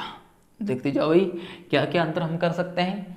पहला अंतर, SN1 अभिक्रिया प्रथम कोटि की एक अभिक्रिया होती है। SN1 अभिक्रिया प्रथम कोटि की एक अभिक्रिया होती है, जबकि जो SN2 अभिक्रिया है वो द्वितीय कोटि की एक अभिक्रिया होती है। बोलो भाई, बात समझ में आती है क्या। SN1 अभिक्रिया प्रथम कोटि की एक अभिक्रिया होती है, SN2 अभिक्रिया द्वितीय कोटि की एक अभिक्रिया होती है। दूसरी बात क्या है, SN1 अभिक्रिया का जो वेग है, SN1 अभिक्रिया का जो वेग है वो केवल और केवल एल्किल हैलाइड की सांद्रता पर निर्भर करता है, जबकि SN2 अभिक्रिया का जो वेग है, SN2 अभिक्रिया का जो वेग है वो एल्किल हैलाइड और नाभिक स्नेही दोनों की सांद्रताओं पर निर्भर करता है। हम लिख सकते हैं कि SN1 अभिक्रिया प्रथम कोटि की एक अभिक्रिया होती है, जबकि SN2 अभिक्रिया द्वितीय कोटि की एक अभिक्रिया होती है। SN1 अभिक्रिया का वेग जो है केवल और केवल एल्किल हैलाइड की सांद्रता पर निर्भर करता है, जबकि SN2 अभिक्रिया का वेग एल्किल हैलाइड और नाभिक स्नेह दोनों की सांद्रताओं पर निर्भर करता है। अगली बात क्या है, SN1 अभिक्रिया दो पदों में पूर्ण होती है, दो पदों में पूर्ण होती है, जबकि SN2 अभिक्रिया क्या होती है भाई, एक पद में पूर्ण होती है, एक ही पद में पूर्ण हो जाती है। SN1 अभिक्रिया ध्रुवीय विलायकों की उपस्थिति में होती है, ध्रुवीय विलायकों की उपस्थिति में होती है, जबकि जो SN2 अभिक्रिया है वो क्या होती है, अध्रुवीय विलायकों की उपस्थिति में होती है, अध्रुवीय विलायकों की उपस्थिति में होती है। अगली बात क्या है, अगर SN1 अभिक्रिया में जो हम एल्किल हैलाइड काम में लेते हो कैसे आपका प्रकाशिक सक्रिय है, तो यहाँ पे जो उत्पाद बनेगा वो कैसा बनेगा भाई, रेसिमिक मिश्रण, यानी कि इसमें रेसिमिक मिश्रण का निर्माण होता है। जबकि जो आपकी SN2 अभिक्रिया इसमें क्या होता है, वाल्डन प्रतिपन होता है, वाल्डन प्रतिपन होता है। ठीक है भाई। अगली बात क्या है कि अगर SN1 अभिक्रिया में एल्किल हैलाइडों की क्रियाशीलता का क्रम देखा जाएगा तो वो क्या होगा, 3 डिग्री के एल्किल हैलाइड सबसे ज्यादा क्रियाशील, देन उसके बाद 2 डिग्री का और उसके बाद प्राथमिक एल्किल हैलाइड तो SN1 अभिक्रिया देते ही नहीं है। जबकि जो SN2 अभिक्रिया है इसमें अगर एल्किल हैलाइडों की क्रियाशीलता क्रम देखा जाएगा तो वह 1 डिग्री एल्किल हैलाइड, देन उसके बाद 2 डिग्री और उसके बाद में सबसे कम क्या है 3 डिग्री के एल्किल हैलाइड। यहाँ पे इसका कारण क्या है कि SN अभिक्रिया को जो तृतीयक एल्किल हैलाइड है अधिक तीव्र गति से देते हैं, क्योंकि तृतीयक एल्किल हैलाइड से बनने वाला जो तृतीयक कार्बन है वो भी क्या होता है अधिक स्थायी।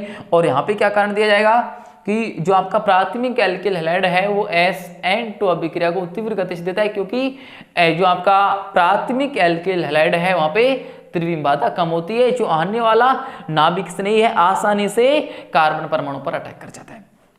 तो ये इनमें अंतर थे भाई, इनको कर लेना, ठीक है भाई।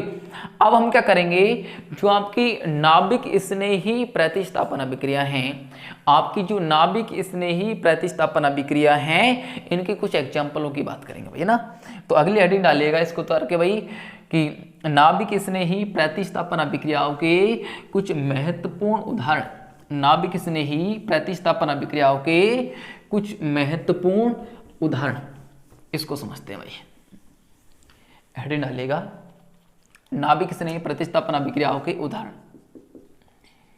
नाभिक स्नेही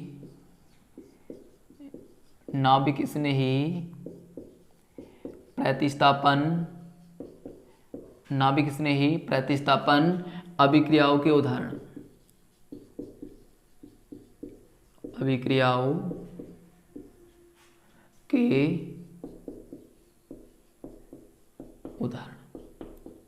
इंपॉर्टेंट है भाई, यहां से भी एग्जाम में क्वेश्चन आते हैं, तो समझिएगा। नाभिक स्नेही प्रतिस्थापन अभिक्रियाओं के उदाहरणों में हमारे पास 5-7 एग्जाम्पल जो भी हैं उनको करते हैं। सबसे पहला जो उदाहरण है वो है पोटेशियम साइनाइड के साथ अभिक्रिया।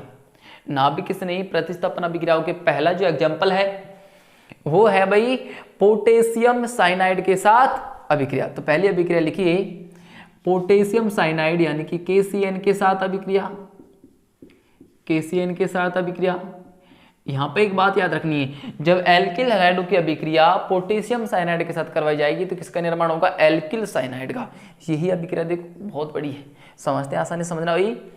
पहली अभिक्रिया है एल्किल हैलाइड की, किसके साथ अभिक्रिया, पोटेशियम साइनाइड के साथ अभिक्रिया। देखो भाई जब एल्किल हैलाइड की अभिक्रिया, देखो भाई ध्यान से, एल्किल हैलाइड की अभिक्रिया जब पोटेशियम साइनाइड यानी कि KCN के साथ की जाएगी तो देखो यहां से KX बाहर निकलेगा और क्या बन जाएगा RCN।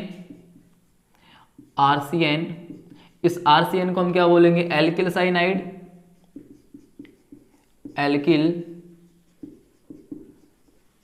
और आपका KX बाहर निकल जाएगा भाई। अब देखो इंपॉर्टेंट बात ये मैं समझाना चाह रहा हूं आपको, जो एल्किल साइनाइड बना हुआ है इसकी अलग अलग 4 प्रकार की रासायनिक अभिक्रिया हम पढ़ेंगे, पर इसको भी तो याद रखना है आपको कि जब एल्किल हैलाइड पोटेशियम साइनाइड के साथ अभिक्रिया करते हैं तो किसका निर्माण होता है, एल्किल साइनाइड का निर्माण होता है। अब यहाँ पे देखो 4 प्रकार की रासायनिक अभिक्रिया जो आपको पढ़नी है वो कौन कौन सी हैं। इस एल्किल साइनाइड का एक हमको पढ़ना है पूर्ण जल अपघटन,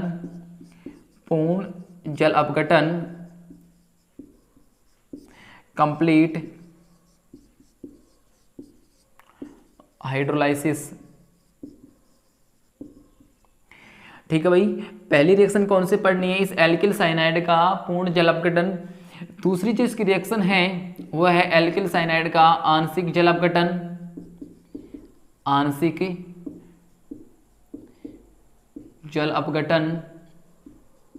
पार्शियल हाइड्रोलाइसिस। ठीक है भाई, 2 रिएक्शन ही कंप्लीट हुई हमारी। पहली है एल्किल साइनाइड का पूर्ण जल अपघटन, इसको पढ़ेंगे। दूसरी जो अभिक्रिया है वो है एल्किल साइनाइड का आंशिक जल अपघटन। और जो इनकी तीसरी रासायनिक अभिक्रिया है वो देखिए वो है भाई एल्किल साइनाइड का पूर्ण अपचयन, कंप्लीट रिडक्शन। और जो इनकी चौथी रासायनिक अभिक्रिया है वो है इनका एल्किल साइनाइड का आंशिक अपचयन,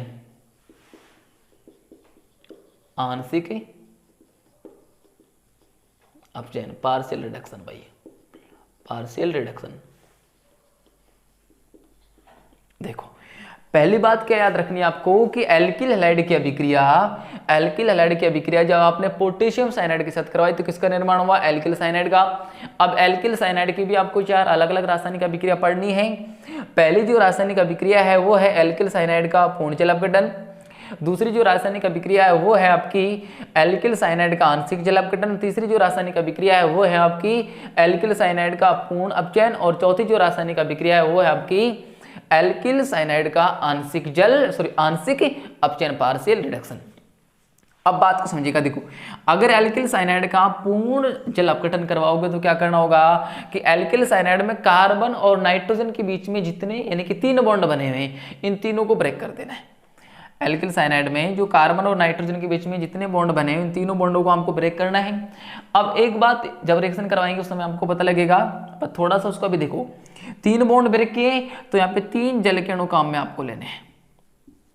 देखो भाई, जो एल्किल साइनाइड का जब आपने पूर्ण जल अपघटन करवाया तो कार्बन और नाइट्रोजन के बीच में 3 बॉन्ड बने हुए हैं, तो तीनों बॉन्डों को ब्रेक कर देना है, तीनों बॉन्डों को आपको तोड़ देना है। और जितने बॉन्ड आपने ब्रेक किए उतने आपको जल के अणु काम लेने होंगे, यानी कि 3 बॉन्ड ब्रेक किए तो 3 जल के अणु आपको काम लेने होंगे। आंशिक जल अपघटन में क्या करोगे, कार्बन और नाइट्रोजन के बीच में जितने बॉन्ड बने हुए उनमें से एक बॉन्ड को तो छोड़ना है, बाकी 2 को तोड़ देना है।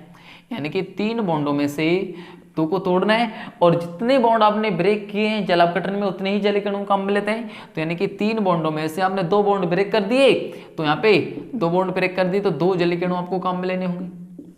ठीक है, अब देखिएगा पूर्ण अपचयन में क्या करना है आपको। पूर्ण अपचयन में भी आपको जो आंशिक जल अपघटन वाली कंडीशन है वो आपको पूर्ण अपचयन में अपनानी है।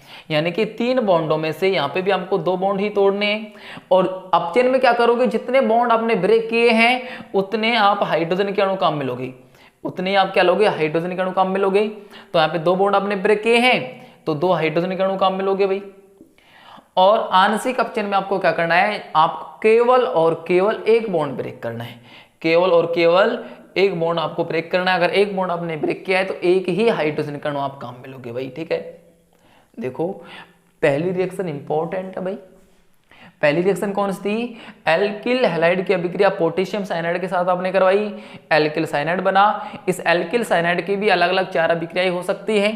पहली है एल्किल साइनाइड का पूर्ण जल अपघटन, दूसरी है एल्किल साइनाइड का आंशिक जल अपघटन, तीसरी अभिक्रिया है आपकी एल्किल साइनाइड का पूर्ण अपचयन और चौथी अभिक्रिया है आपकी एल्किल साइनाइड का आंशिक अपचयन। उतारो भाई इन चारों को, देन इसके बाद आगे चलते हैं।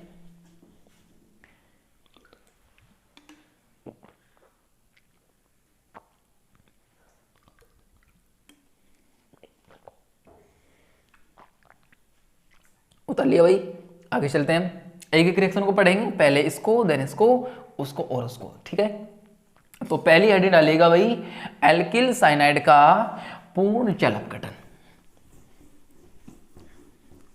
एल्किल साइनाइड का पूर्ण जल अपघटन, इसको पढ़ेंगे पूरी अच्छी तरीके से भाई। हेडिंग लगाइएगा भाई एल्किल साइनाइड का पूर्ण जल अपघटन। पहली है एल्किल साइनाइड यानी कि RCN का पूर्ण जल अपघटन। देखो हमको पता तो लग गया कि पूर्ण जल अपघटन में हमको क्या करना है, कार्बन और नाइट्रोजन के बीच में जितने बॉन्ड बने हुए हैं इन सभी बॉन्डों को हमको ब्रेक कर देना है। और जितने बॉन्ड आप ब्रेक करोगे उतने ही आपको जल के अणु काम में लेने पड़ेंगे भाई। देखो RC ट्रिपल बॉन्ड एन, हर एक बात को बड़े ध्यान से समझिएगा भाई ना। और ये मैं आपको गारंटी देता हूँ कि आप जो 10वां चैप्टर आपका चल रहा है एल्किल हैलाइड वाला, और इसके बाद जस्ट इसके बाद एक टॉपिक आएगा इस चैप्टर का एरिल हैलाइड वाला, आप किसी भी एक चैप्टर को इसको कंप्लीट कर लो और आगे जितने भी आपके चैप्टर हैं ऑर्गेनिक केमिस्ट्री के बहुत ज़्यादा ईजी आपके हो जाएंगे भाई। ठीक है, तो कम से कम एक चैप्टर को तो आप बड़ी पोलाइट ढंग से याद करते रहो। देखो जागे RCN का क्या करवाना है आपको, पूर्ण जल अपघटन करवाना है। और पूर्ण जल अपघटन में हम क्या करते हैं, कार्बन और नाइट्रोजन के बीच में जितने बॉन्ड बने हैं इन सभी को ब्रेक करते हैं और जितने बॉन्ड ब्रेक करते हैं उतने ही हम जल के अणु काम में लेते हैं। तो यहाँ पे 3 बॉन्ड हैं, तीनों को जब आप ब्रेक करोगे तो 3 ही जल के अणु आपको काम लेने पड़ेंगे। हमको पता है कि एक जल के अणु में एक जल के अणु में एक H+ हमको मिलता है और एक OH- हमको मिलता है। हमने यहाँ पे 3 जल के अणु कम मिले हुए हैं, तो 3 तो H+ मिलेंगे और 3 ही OH- आयन मिलेंगे।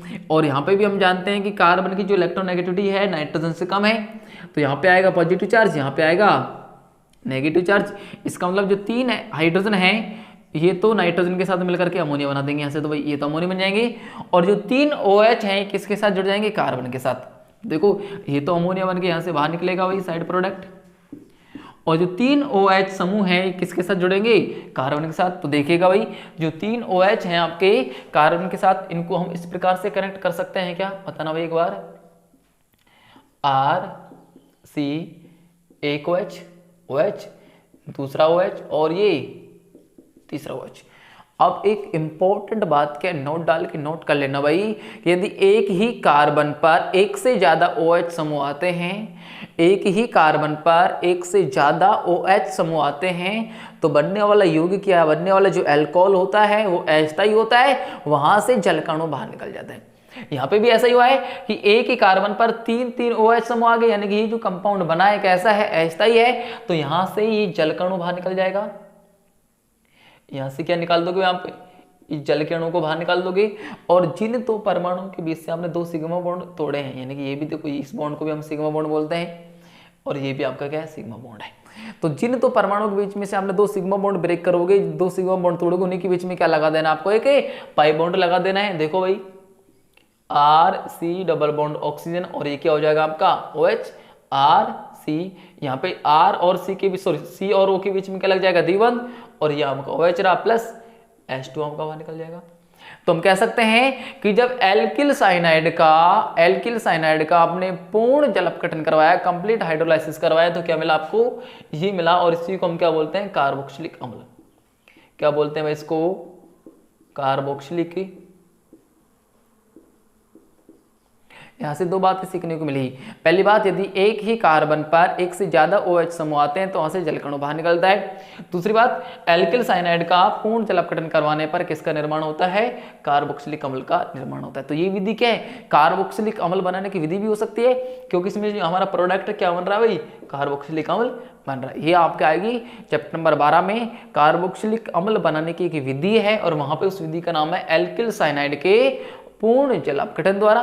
तो उसको हमने यहीं पे सीख लिया भाई कि एल्किल साइनाइड का जब पूर्ण जल अपघटन करवाया जाता है तो किसका निर्माण होता है? कार्बोक्सिलिक अम्ल का निर्माण होता है।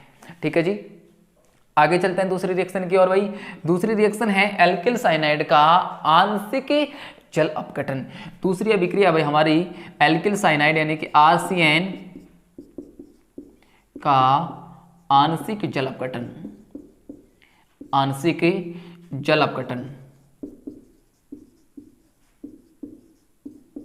Partial reduction of alkyl cyanide. अब हमको पता है कि एल्किल साइनाइड में आपको क्या करना होगा भाई?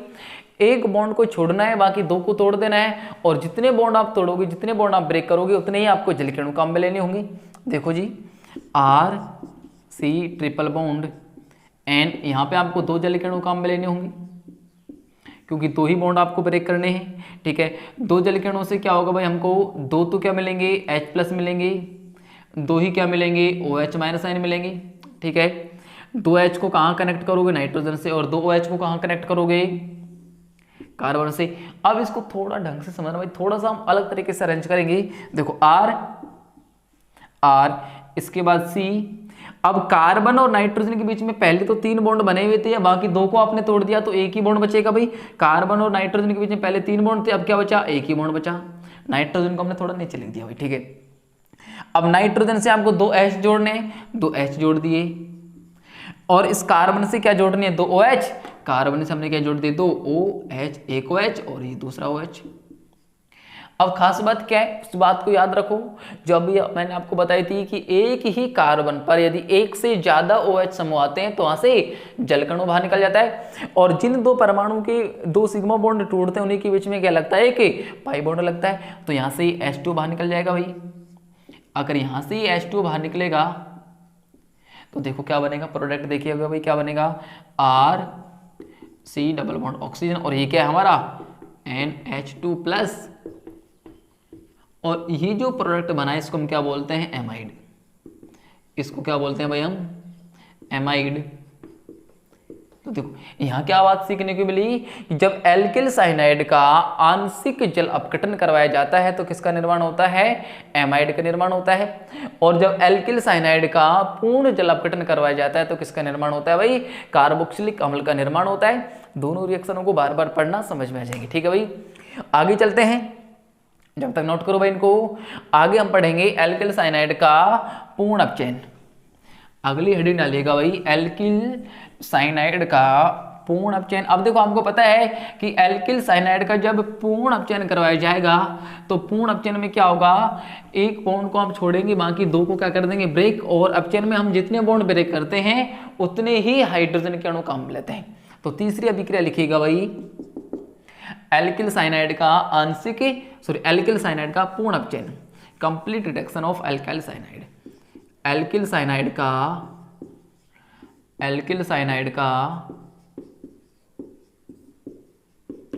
पूर्ण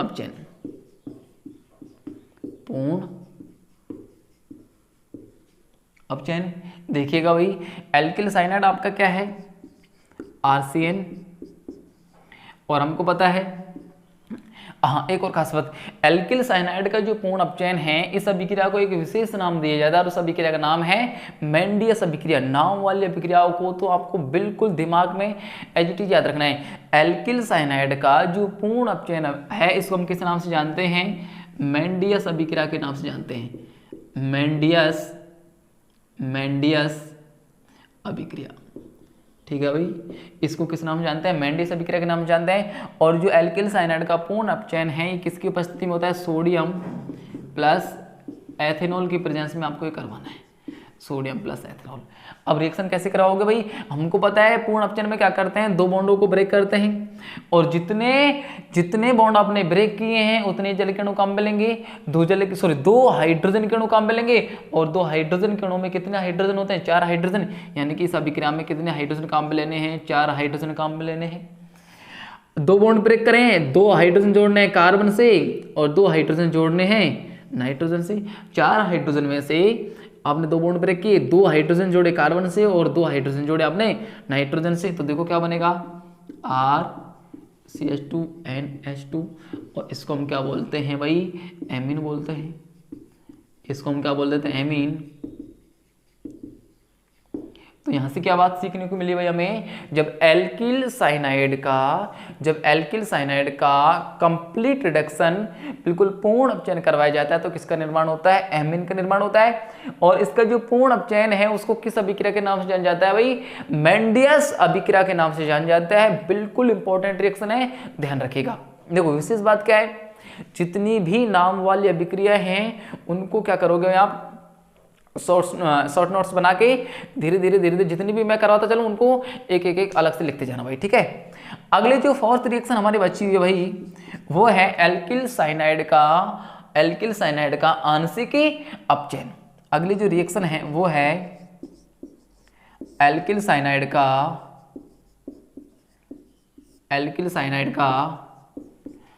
आंशिक अपचयन। एल्किल साइनाइड का आंशिक अपचयन यानी कि partial reduction of alkyl cyanide. देखिएगा भाई इसको, RC≡N। अब इसमें भी देखो खास बात क्या है, एल्किल साइनाइड का जो आंशिक अपचयन है, इस अभिक्रिया को विशेष नाम से जाना जाता है और इस अभिक्रिया को हम नाम देते हैं भाई स्टीफन अभिक्रिया। इस अभिक्रिया को किस नाम से जाना जाता है, स्टीफन अभिक्रिया के नाम जाना जाता है, स्टीफन अभिक्रिया के नाम से इसको जाना जाता है, स्टीफन अभिक्रिया।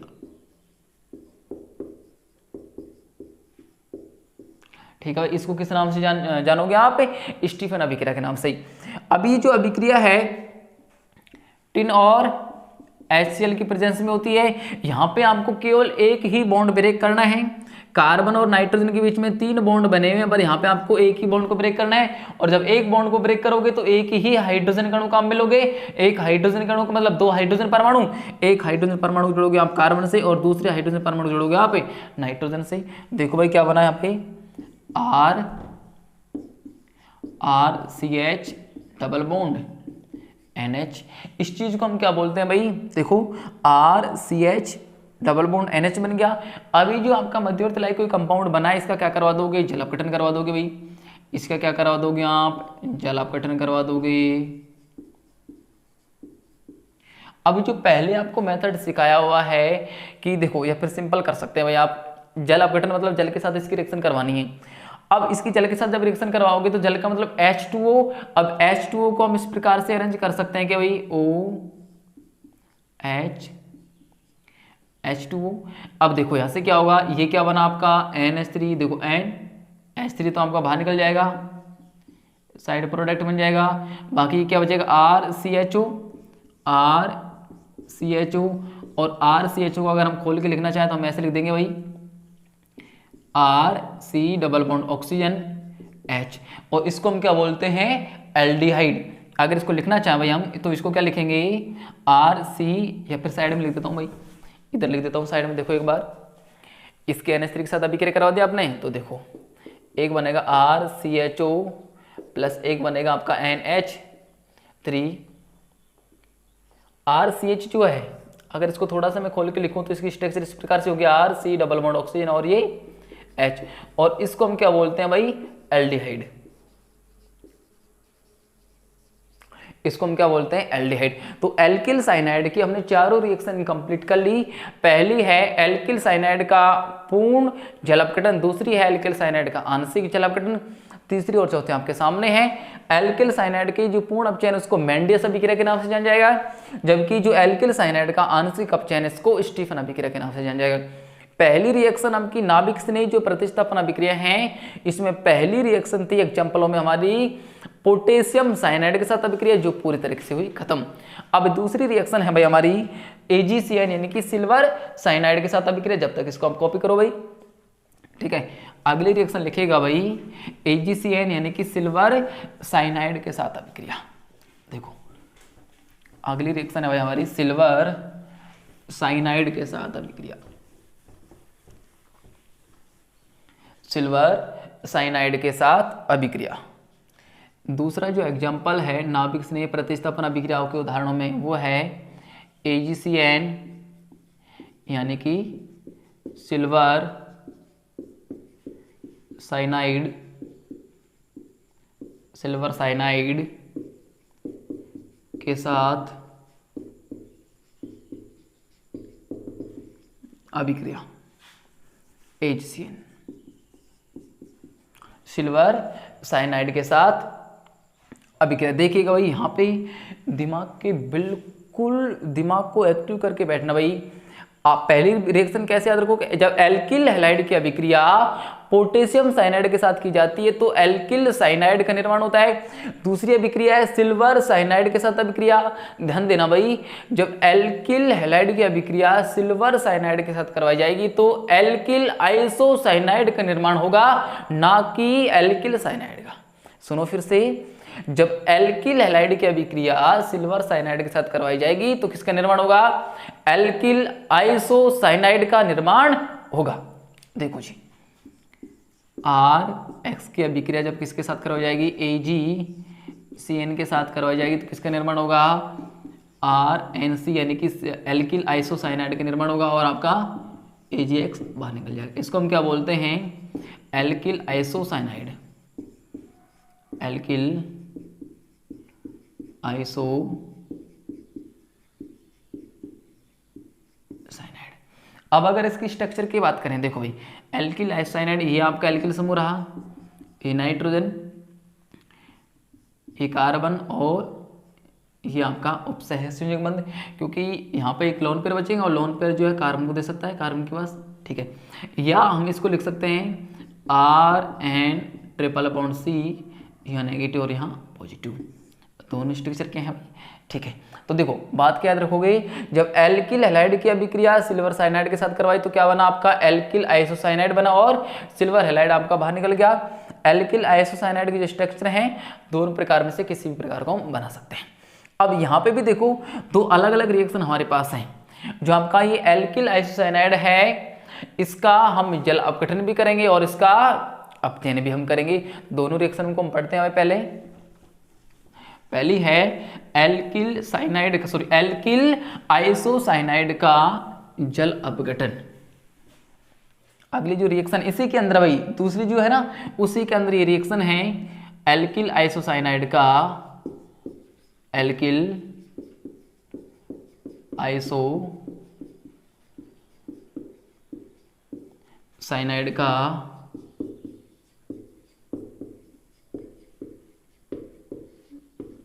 जल अपघटन। देखिएगा भाई, एल्किल आइसोसाइनाइड का जल अपघटन। देखो भाई, मान लो ये आपका एल्किल आइसोसाइनाइड है, ये आपका एल्किल आइसोसाइनाइड है।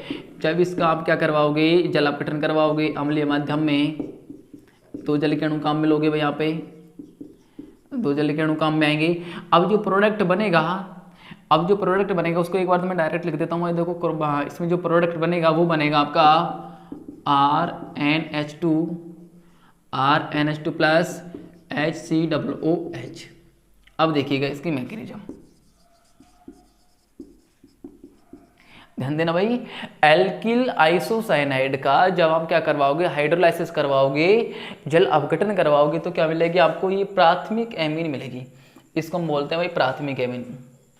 कल भी पिछले वाला जो पार्ट था वहां पे प्राथमिक एलिफेटिक एमीन इसको बोला था, यानी कि प्राथमिक एलिफेटिक एमीन से आपने क्या बनाया था, एल्किल हैलाइड बनाया था। किसकी अभिक्रिया से, नाइट्रोसिल क्लोराइड यानी कि टिल्डे अभिकर्मक की सहायता से। ये क्या हमारा प्राथमिक एमीन या प्राथमिक एलिफेटिक एमीन है। देखो भाई कैसी होगी रिएक्शन। सबसे पहला तो क्या होगा, जो आपने एल्किल आइसोसाइनाइड लिया हुआ है RN≡C- और यहाँ पे प्लस। देखिएगा अगर अम्लीय माध्यम में रिएक्शन है तो वहां से H+ आ सकता है। यहाँ आपका H+ आया, H+ ये कार्बन नेगेटिव के पास अटैक करेगा, क्योंकि प्लस वाला तो कहाँ अटैक करता है भाई, माइनस के पास ही अटैक करता है। देखो भाई RN, ये बन गया आपका प्लस का प्लस, यहाँ पे ये है, और ये triple bond CH, negative positive neutral हो गया।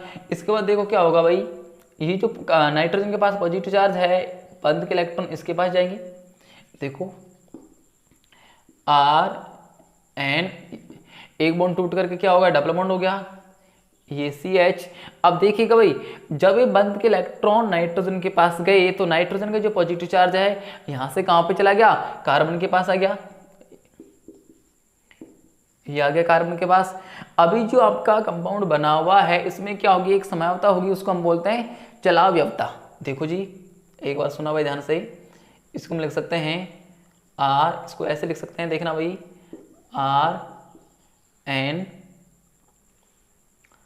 RN डबल बॉन्ड C, और ये H को थोड़ा सा ऊपर लिख दो, ठीक है भाई, प्लस। हाँ, या फिर ऐसे करो, ये जो कंपाउंड बनाया है इस पर नाभिक ने ही H2O का अटैक करवा दो। पहले आप इस पर कौन अटैक करेगा, पहले नाभिक ने ही H2O अटैक करेगा, इस पर कार्बन के पास नाभिक ने H2O का अटैक करवा दो।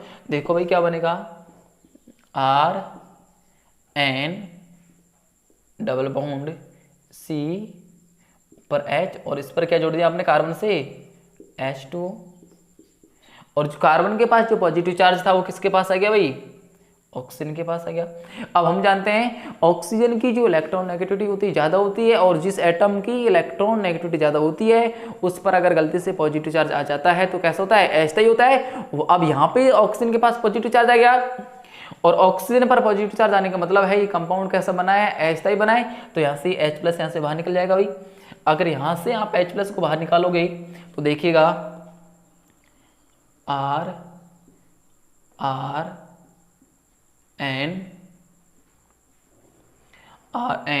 डबल बॉन्ड CH, और H बाहर निकल गया तो क्या हो जाएगा आपका RNCH, और ये क्या हो जाएगा आपका सिंपली भाई OH हो जाएगा, ठीक है। ये आपका क्या हो जाएगा सिंपली भाई OH हो जाएगा, ठीक है भाई। अब देखिएगा आगे क्या होगा, इस कंपाउंड को हम लिख सकते हैं इस तरीके से, देखिएगा RN डबल बॉन्ड CH और ऊपर OH लिख सकते हैं। यहाँ पे क्या होगा, यहाँ पे लोन पेयर है भाई, तो ये लोन पेयर नीचे की ओर आएंगी, ये बॉन्ड इधर खिसकेगा। अब देखो ये लोन पर आएंगे यहाँ पे बनेगा अगले स्टेप में डबल बॉन्ड, यहाँ हो जाएगा सिंगल बॉन्ड। अब यहाँ पे जो पॉजिटिव चार्ज आएगा इस कारण से यहाँ से H+ फिर से भागेगा और ये नाइट्रोजन परमाणु पर जुड़ जाएगा। यहाँ से जो रिएक्शन होगी इस प्रकार से होगी, देखिएगा भाई, RNH ये हो जाएगा सिंगल बॉन्ड और ये क्या बचेगा आपका CHO, क्योंकि H तो यहाँ पे जुड़ गया नाइट्रोजन से, ये हो जाएगा आपका CHO। एक बार इसकी फिर से H2 के साथ रिएक्शन करवाओ, इसकी फिर से H2 के साथ रिएक्शन करवाओगे तो देखो भाई क्या होगा, इस बॉन्ड को ब्रेक करोगे आप, इस H2O में से H को जोड़ोगे यहाँ पे, H को जोड़ोगे यहाँ से, और जो आपका OH है इस OH को कहाँ से कनेक्ट करोगे, यहाँ पे, यहाँ से। तो H2O में क्या होगा, H भी होगा और OH भी होगा। H को जोड़ोगे NH से और OH को जोड़ोगे इससे CHO से, तो ये तो क्या बन जाएगा भाई आपका RNH2 और ये क्या बन जाएगा आपका, ये क्या बन जाएगा आपका HCOOH, ये क्या बन जाएगा आपका HCOOH। तो इस प्रकार से क्या बना भाई, एल्किल साइनाइड का जब आपने क्या करवाया भाई, जल अपघटन करवाया तो किसका निर्माण हुआ, इस प्राथमिक एमीन का निर्माण हुआ। एक दो बार करना भाई, 12 बार रिएक्शन को देखना, हो जाएगा। ठीक है भाई, नहीं ऐसा कोई आवश्यकता नहीं है आपको 12th क्लास लेवल तक तो कि पूरी मैकेनिज्म आप याद रखो, डायरेक्ट रिएक्शन भी आप याद रख सकते हैं कि एल्किल आइसोसाइनाइड का जब आपने क्या करवाया, जल अपघटन करवाया तो किसका निर्माण हुआ, प्राथमिक एमीन का निर्माण हुआ। आपकी मर्जी है, इसको आप कर सकते हैं और नहीं भी कर सकते। ठीक है भाई, कर लोगे तो अच्छा रहेगा। आगे चलते हैं हम एल्किल साइनाइड का, अब करवाएंगे हम क्या, अपचयन भाई। ठीक है, आगे करवाएंगे एल्किल साइनाइड का अपचयन, एल्किल साइनाइड का अपचयन। ठीक है भाई, आगे हेडिंग लिखिएगा भाई, एल्किल साइनाइड का अपचयन।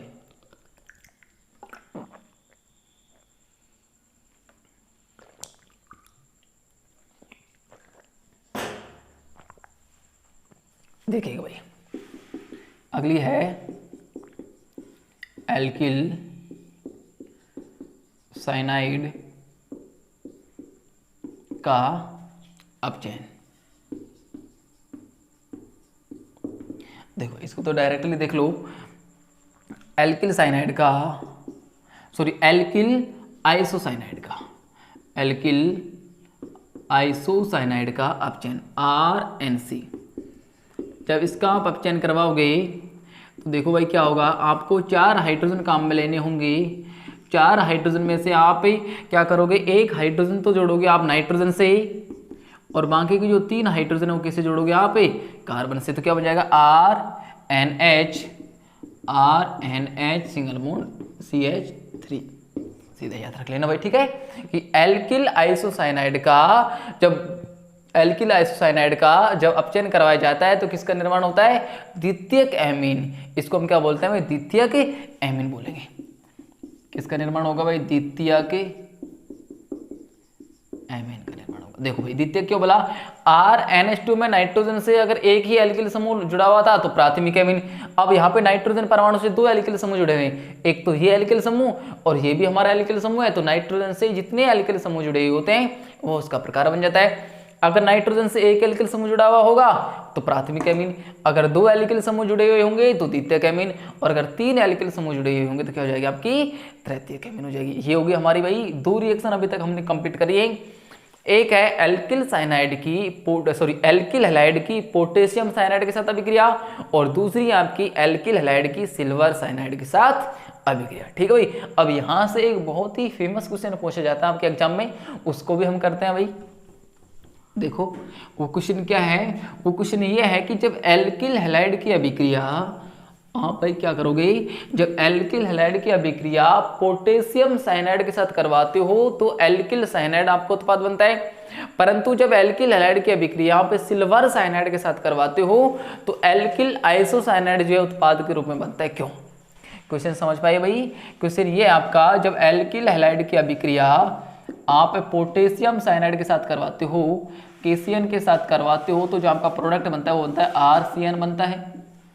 परंतु जब इस एल्किल हैलाइड की अभिक्रिया आप किसके साथ करवाते हो, AgCN के साथ करवाते हो, तो आपका जो प्रोडक्ट है वो क्या बनता है RNC, एल्किल आइसोसाइनाइड। इसका कारण क्या है भाई, क्योंकि देखो एक बार क्वेश्चन फिर से समझो आप, एल्किल हैलाइड की अभिक्रिया, एल्किल हैलाइड की अभिक्रिया जब आप KCN के साथ करवाते हो तो एल्किल साइनाइड उत्पाद बनता है, और जब एल्किल हैलाइड की अभिक्रिया सिल्वर साइनाइड के साथ आप करवाते हो तो क्या बनता है उत्पाद आपका, एल्किल आइसोसाइनाइड। ऐसा क्यों होता है समझो भाई, KCN क्या होता है, एक आयनिक प्रकृति का यौगिक होने के कारण, आयनिक प्रकृति का होने के कारण, आयनिक प्रकृति का होने के कारण यहां से जो नाभिक इसमें ही हमको मिलता है वो क्या मिलता है, Cn-, और Cn- का जो कार्बन है, Cn- का जो कार्बन है ये एल्किल समूह के कार्बन से जुड़ जाता है और क्या बन जाता है, RCN। क्योंकि कार्बन कार्बन के बीच का जो बॉन्ड है, कार्बन नाइट्रोजन के बीच के बॉन्ड से क्या होता है, अधिक स्थायी होता है। ये सिंपल हम बोल सकते हैं कि यहाँ पे देखो Cn- में क्या है, ये आपका Cn- है भाई। देखो जुड़ तो कार्बन भी, इसका जो एल्किल समूह का कार्बन है उससे ये कार्बन भी जुड़ सकता है, नाइट्रोजन भी जुड़ सकता है, परंतु लोन पेयर पहले कौन देगा, इसके पास भी लोन पेयर है और उसके पास भी लोन पेयर है। अब दो कारण इसके हैं कि जब इस एल्किल समूह के कार्बन से ये साइनाइड का कार्बन जुड़ेगा तो कार्बन कार्बन के बीच में बॉन्ड बनेगा भाई। कार्बन कार्बन के बीच का जो बॉन्ड होता है, कार्बन नाइट्रोजन के बीच के बॉन्ड से क्या होता है, ज्यादा स्थायी होता है। यह सिंपल हम बोल सकते हैं कि कार्बन एटम की जो इलेक्ट्रोनेगेटिविटी है नाइट्रोजन से कम होने के कारण ये कार्बन परमाणु जो है एल्किल समूह के साथ क्या बना लेता है, बंध बना लेता है। इस कारण से जब एल्किल हैलाइड की अभिक्रिया पोटेशियम साइनाइड के साथ करवाई जाती है तो किसका निर्माण होता है, एल्किल साइनाइड का। परंतु जब सिल्वर साइनाइड के साथ करवाई जाती है तो ये कैसा होता है आपका, सहसंयोजक प्रकृति का होता है। अब जब ये सहसंयोजक प्रकृति का है तो ये सिल्वर साइनाइड का जो साइनाइड है इसका नाइट्रोजन परमाणु जो है ये एल्किल समूह के कार्बन से बॉन्ड बनाता है और किसका निर्माण कर लेता है, एल्किल आइसोसाइनाइड का निर्माण कर लेता है। तो यहाँ से बहुत ही फेमस क्वेश्चन है भाई ये आपका, याद रखना कि जब एल्किल हैलाइड की अभिक्रिया पोटेशियम साइनाइड के साथ करवाई जाती है तो एल्किल साइनाइड बनता है, परंतु जब एल्किल हैलाइड की अभिक्रिया सिल्वर साइनाइड के साथ करवाई जाती है तो एल्किल आइसोसाइनाइड का निर्माण होता है। क्यों, कारण आपको बता दिया, याद रखना भाई, ठीक है। दो रिएक्शन आपकी कंप्लीट हो गई। अब जो इसकी तीसरी अभिक्रिया है वो है पोटेशियम नाइट्राइट के साथ अभिक्रिया। एल्किल हैलाइड की नाभिक स्नेही प्रतिस्थापन अभिक्रियाओं में जो आपकी अगली अभिक्रिया है भाई तीसरी, वो है आपकी पोटेशियम नाइट्राइट के साथ अभिक्रिया। इसको हम क्या बोलते हैं, पोटेशियम नाइट्राइट, पोटेशियम नाइट्राइट। देखो एल्किल हैलाइड की अभिक्रिया हम किसके साथ करवाएंगे, पोटेशियम नाइट्राइट के साथ अभिक्रिया करवाएंगे। देखो भाई पोटेशियम नाइट्राइट के साथ कैसी होगी, RX प्लस KNO2।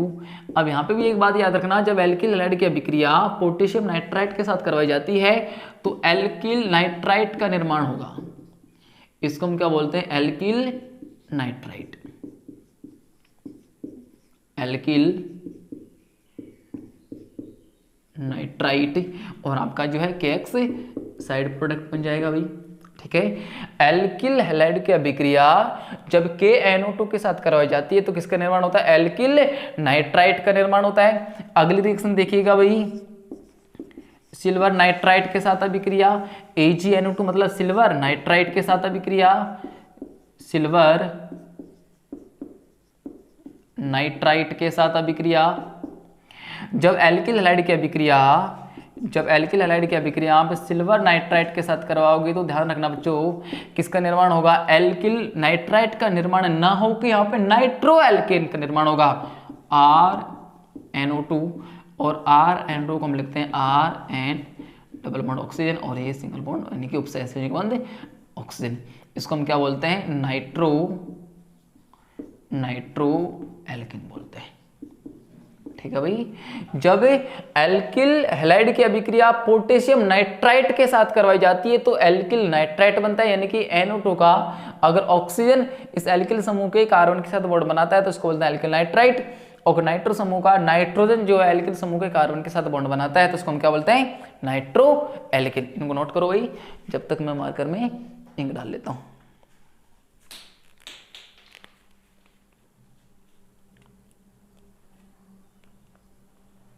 नोट कर लो भाई जब तक इसको आप।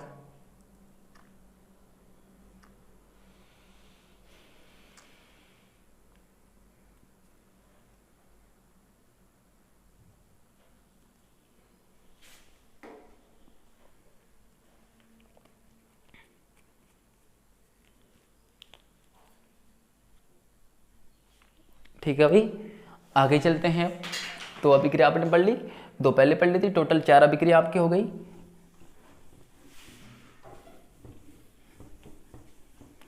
अब जो इसकी अगली अभिक्रिया है भाई, वो है जलीय Ag2O या जलीय KOH के साथ अभिक्रिया।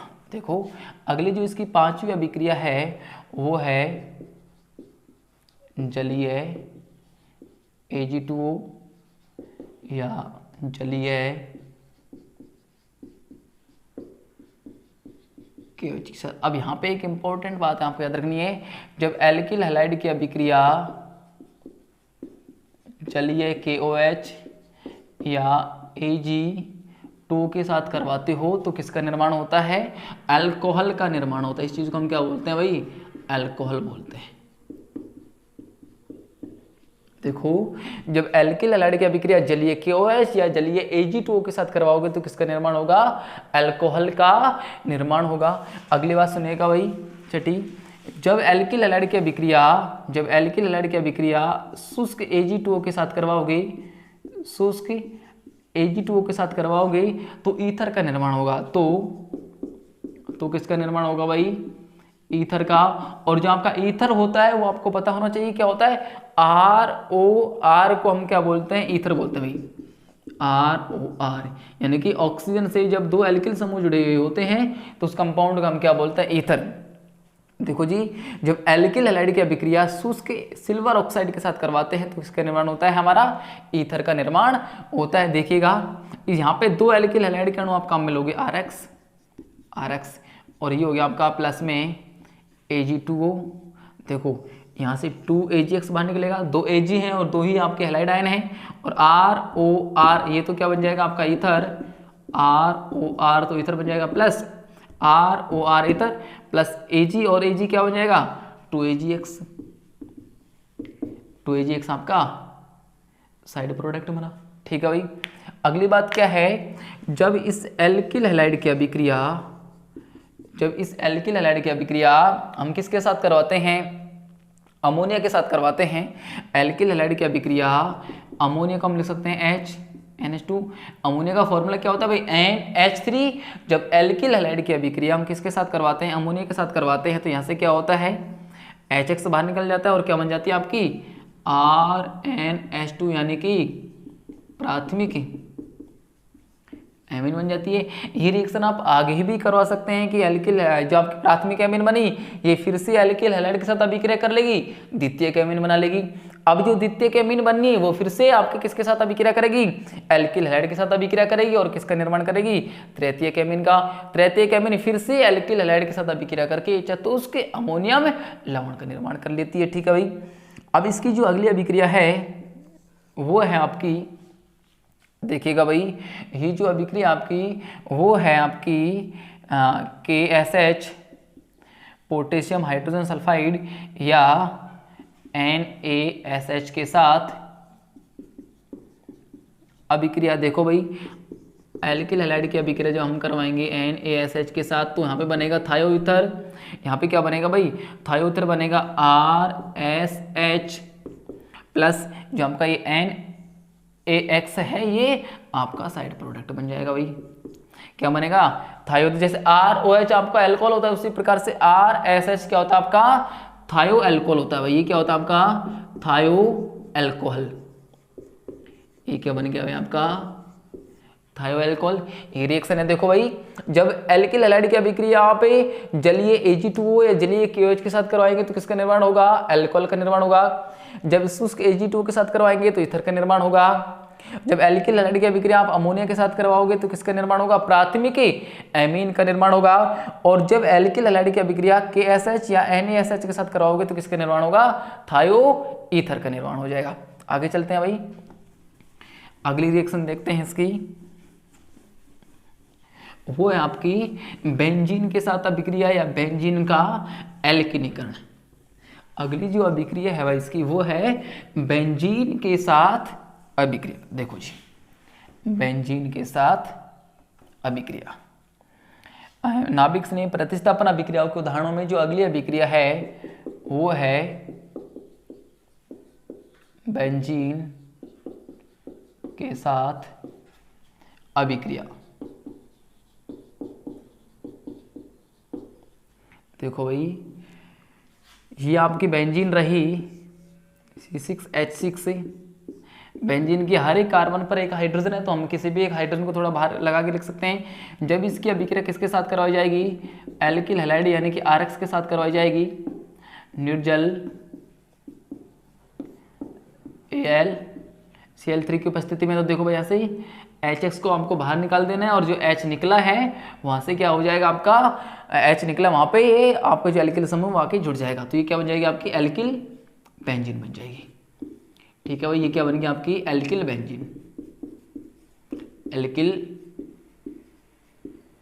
तो ध्यान रखिएगा भाई, जब एल्किल हैलाइड की अभिक्रिया बेंजीन के साथ करवाई जाएगी निर्जल AlCl3 की उपस्थिति में, तो किसका निर्माण होगा, एल्किल बेंजीन का निर्माण हो जाएगा। अब देखिएगा भाई, आपकी जो नाभिक स्नेही प्रतिस्थापन अभिक्रिया थी वो पूरी तरीके से कंप्लीट हो गई। ठीक है, देन इसके बाद हम पढ़ेंगे इसकी विलोपन अभिक्रिया, धातुओं के साथ अभिक्रिया और अपचयन अभिक्रिया। इसको पढ़ेंगे हम अगले पार्ट में। जब तक आप क्या करेगा भाई, जितनी